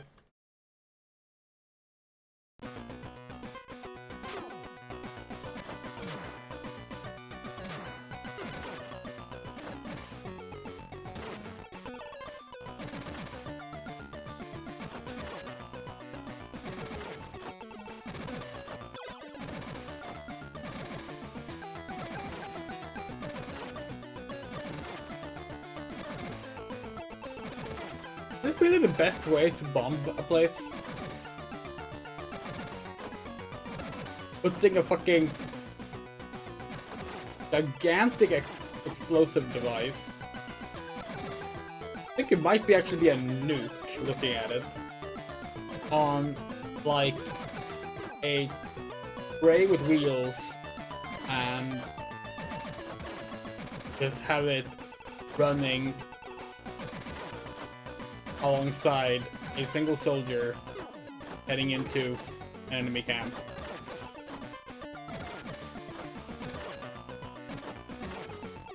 Like, we're not a military expert. But we feel like there's some holes in this tactic.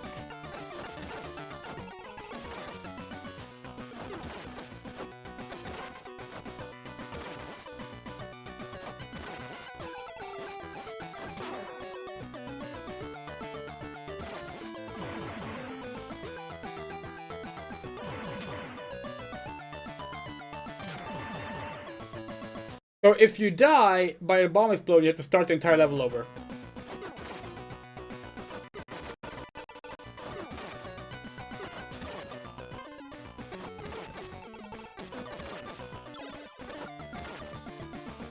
At least the enemies can't blow up your bomb.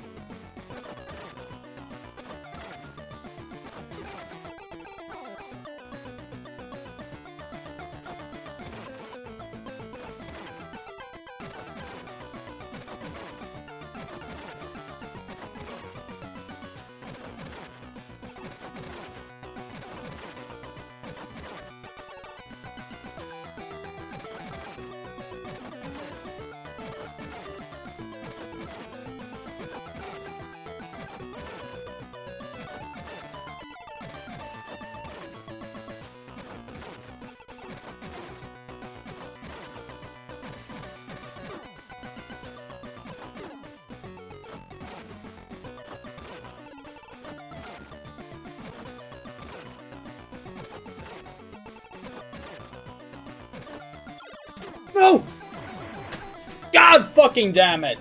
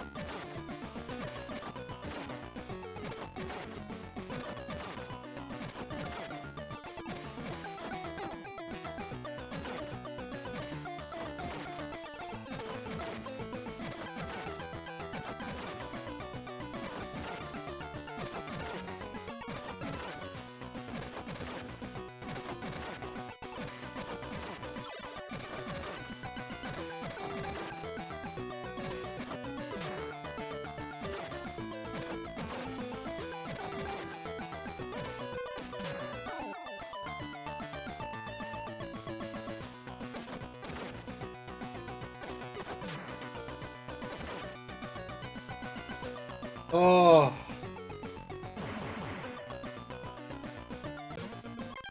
Hey. Whew.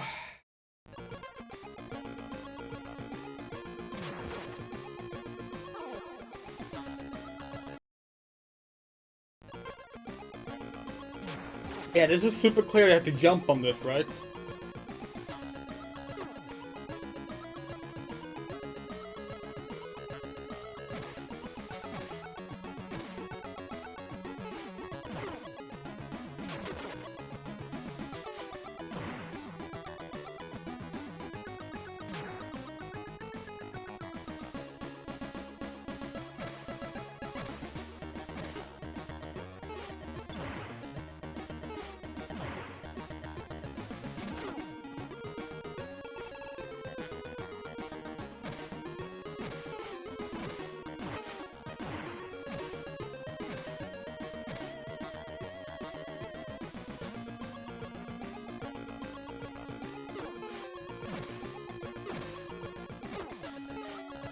Fuck off.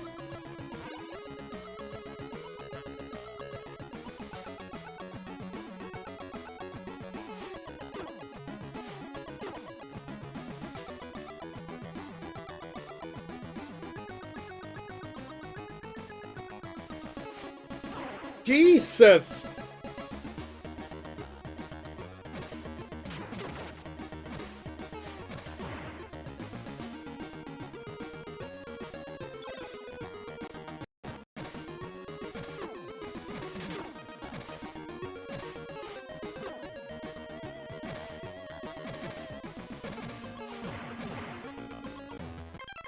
Hey, look at that! Okay, we actually thought it was the final boss, but it's not. Hey, look at that! Thunder! The cyborg T-Rex from Turok 1! Yay!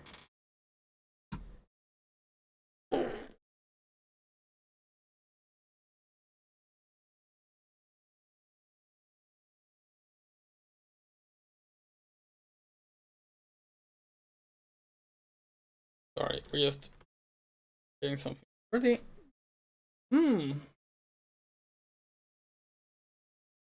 Alright.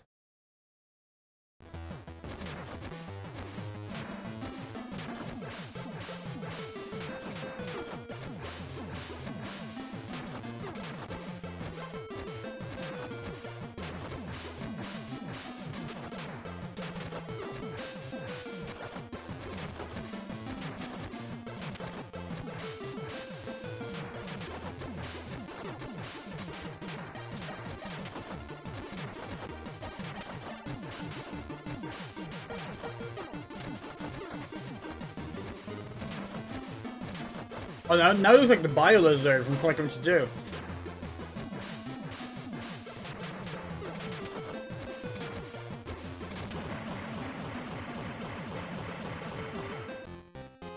Alright.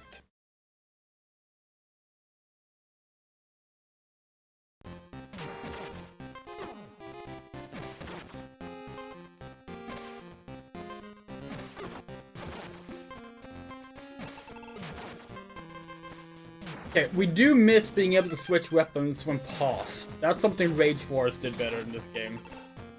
It's probably the only thing Rage Wars did better in this game.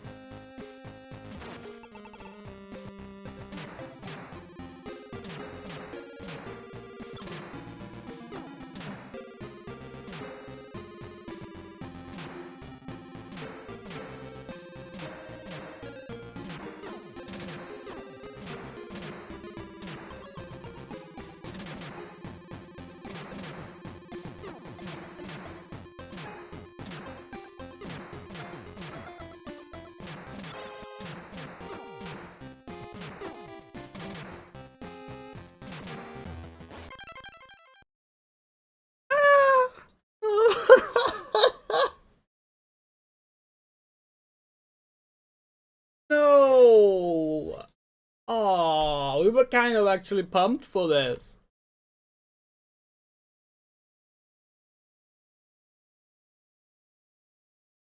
Okay.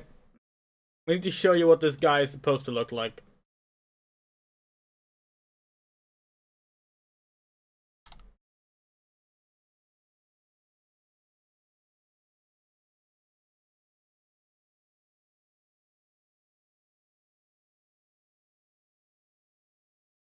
That is the most disappointing fucking sprite. Okay. We're gonna show you. We're gonna show you, chat. Okay.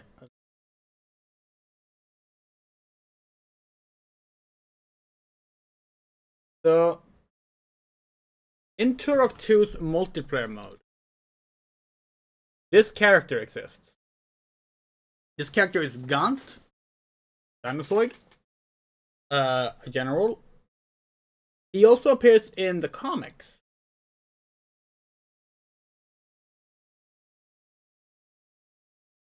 That is him. That is supposedly the same guy.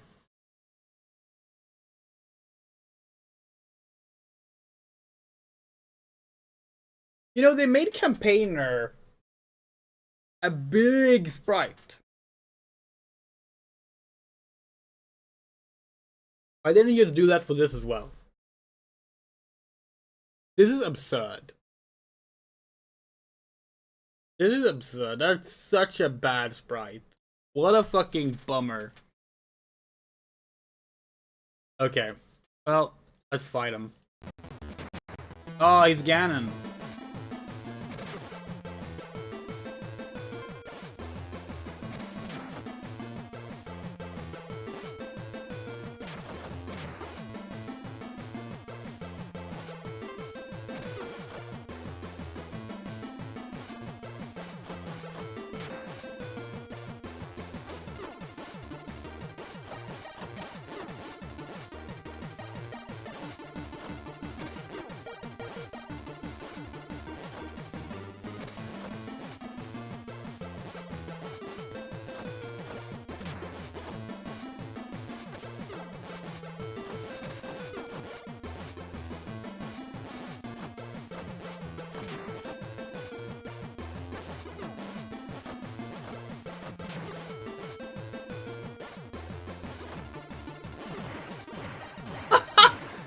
Wait, no, that can't be it.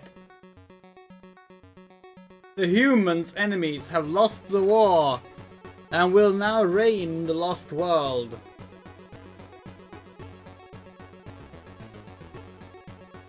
Turok has accomplished his mission and his family has recovered their honor, defeating the enemies of humanity.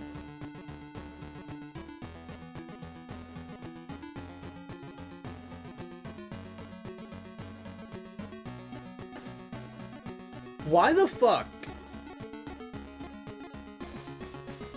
was the hardest boss in the game the boss in the middle? The Mantis boss.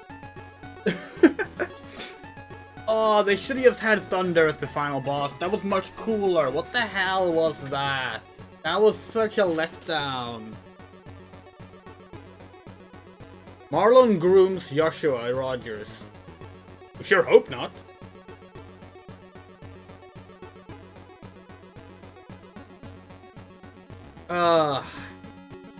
Okay, apart from like level 4 being kind of bullshit, and the final boss being a complete fucking letdown, this game was pretty fucking fun.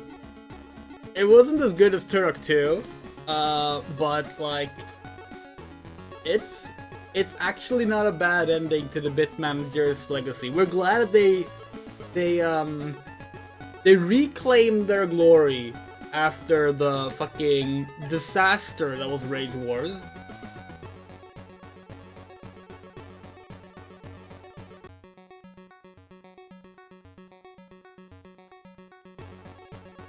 Yeah, we're actually pretty happy with that. Okay, hold on. Which save states do we have? We have that fight, that part, that part, that part. Go with this one.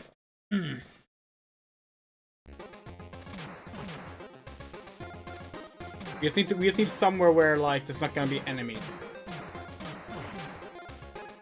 You safe? Oh. You safe? Nope. Are these also endless spawning? The first level they were not endless spawning.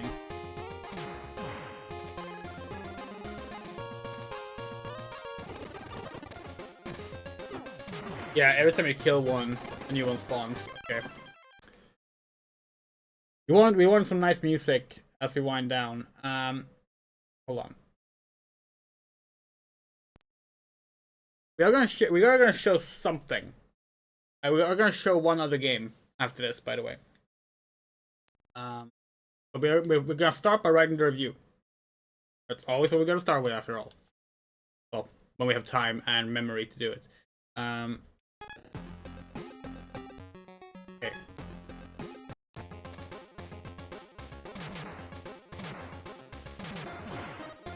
Okay. Yeah, there's no enemies here. Good.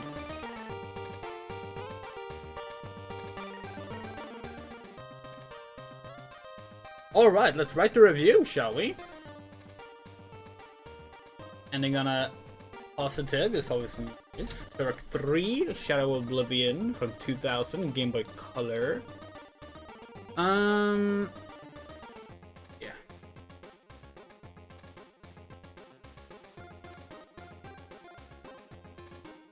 Oops. What's the wrong?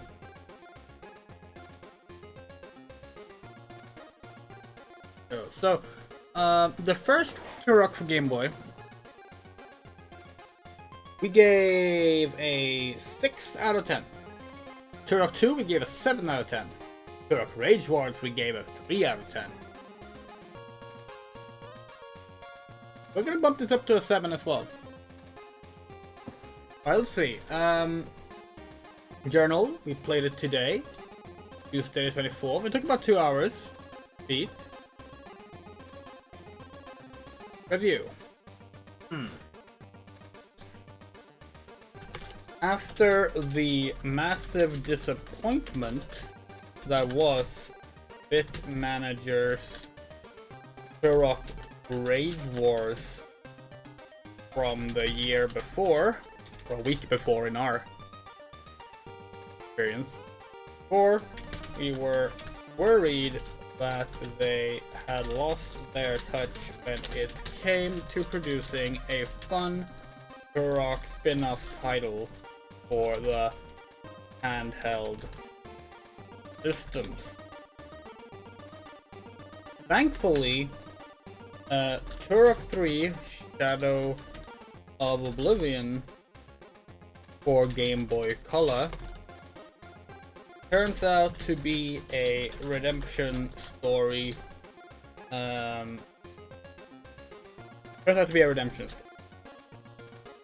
While not as good as Turok 2 Seeds of Evil,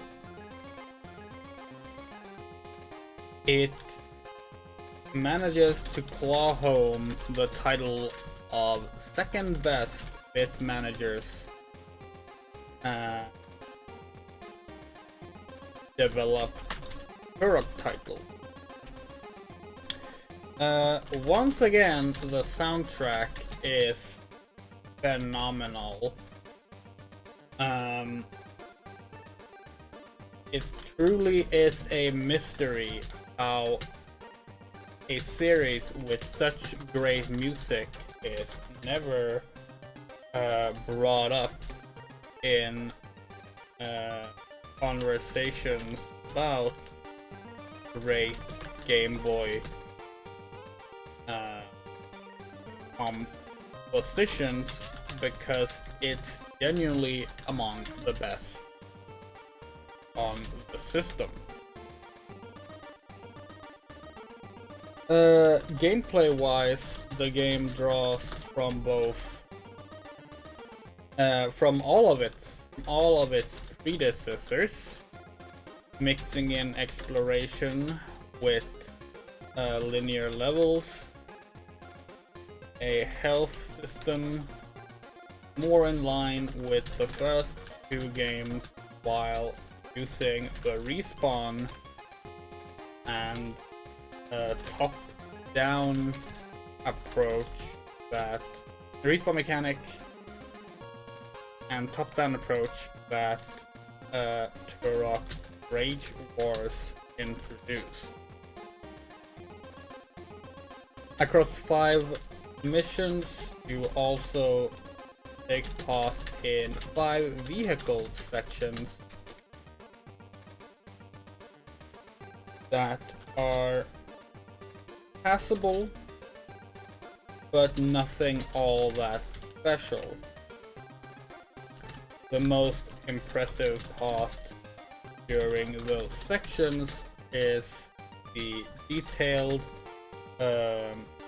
sprite work, allowing for 32 different directions of each vehicle. Bermuda. Did we say Bermuda Triangle earlier? That's not the name. The game takes place in Bermuda Triangle. It's Cobra Triangle. That's what it's called. Cobra Triangle would be proud. Another impressive part is the cutscene visuals. We have no idea how bit managers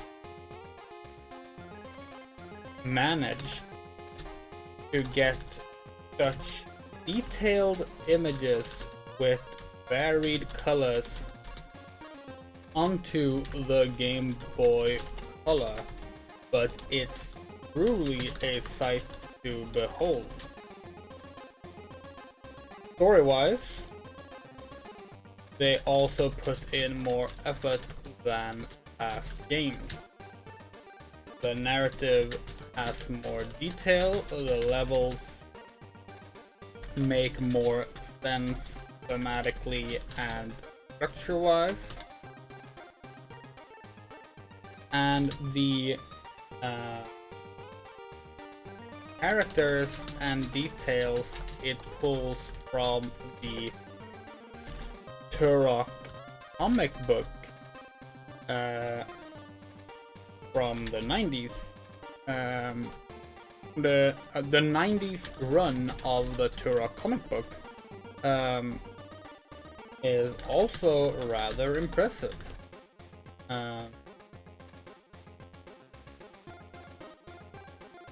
Once again, the game has nothing to do with the story of its Nintendo 64 counterpart, only using its name for the sake of a tie-in release. One final complaint, however, is that the game ends on a dud. After a few memorable boss fights with both new and old enemies, the final boss fight is unmemorable, far too easy, and also outright looks terrible. It has the least detail when it comes to the sprite work, and ultimately is just kind of a letdown in an otherwise solid game. Regardless, bit managers have proven that they are one of the pillars that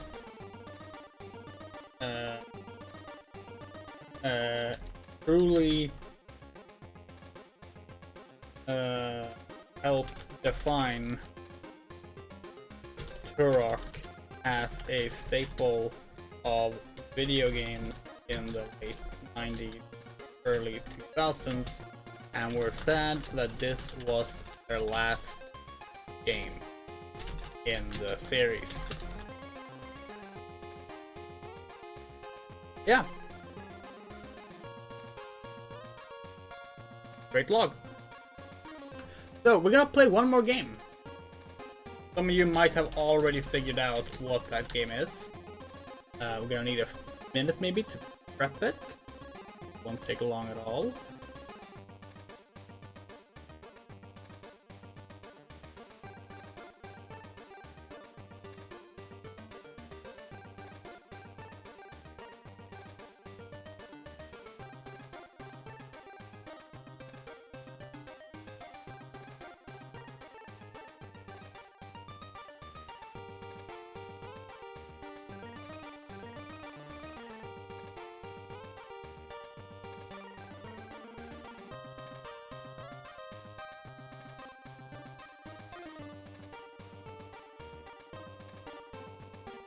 Okay. All right.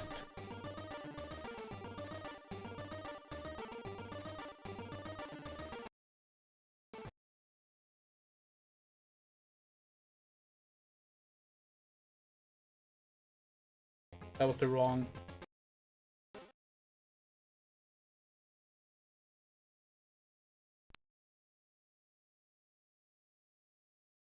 Well, we'll get the game up on screen. 1610 window, not the Design window. No, we don't want Steam visible. Why does it think? Why does OBS still think that Steam is DOSBox? That's the strangest thing happened in recent memory.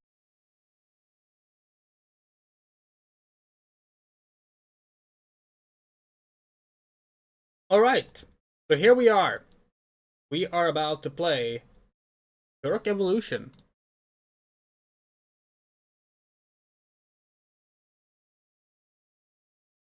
Developed by RFX Interactive, the same developers that made Dinotopia: The Timestone Pirates. The story begins in 1886.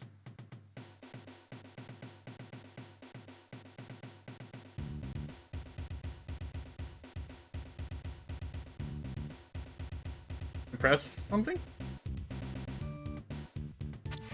Tobias Bruckner's cavalry crushes the Sakoan nation. Talset, the only survivor, confronts Bruckner in a duel to the death. A sudden mystical door appears and plunges them into darkness. The door leads Talset into the Lost Lands. There he meets the river people. Jun, the tribe's greatest warrior, agrees to aid Talset in his quest.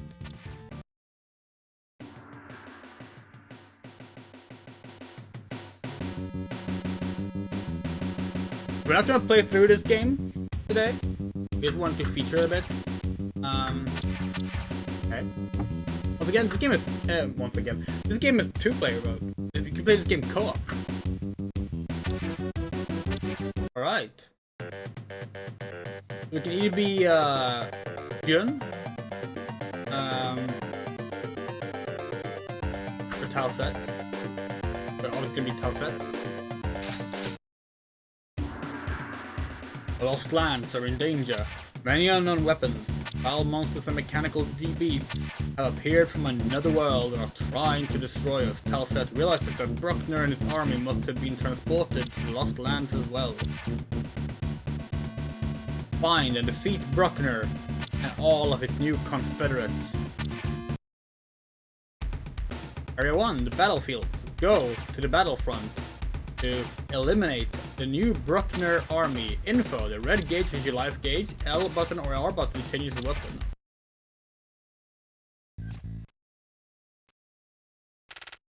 Oh, whoa!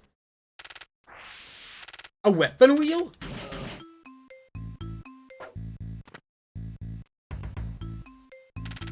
We did not expect a weapon wheel. That is cool. We have played this game before, but it's been probably 15 years. This is really cool.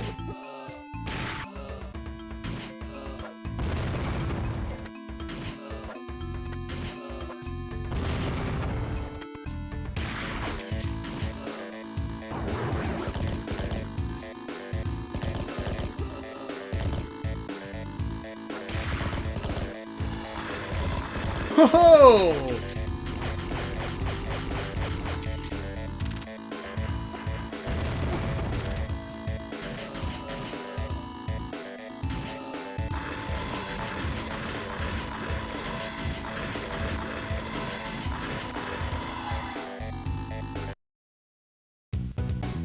Okay. Okay.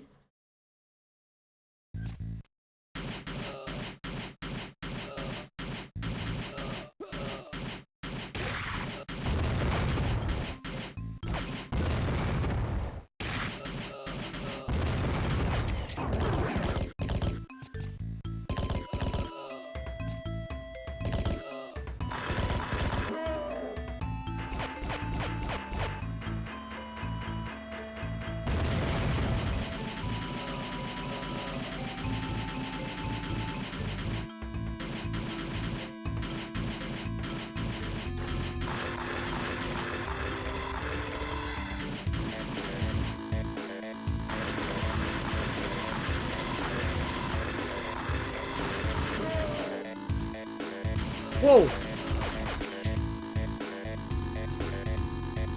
This game is really cool. It's difficult. But like, we dig it.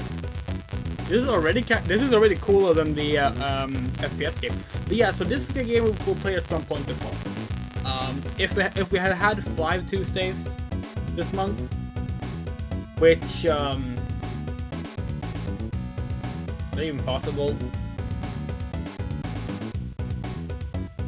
Yes, it is. We would have played this next week.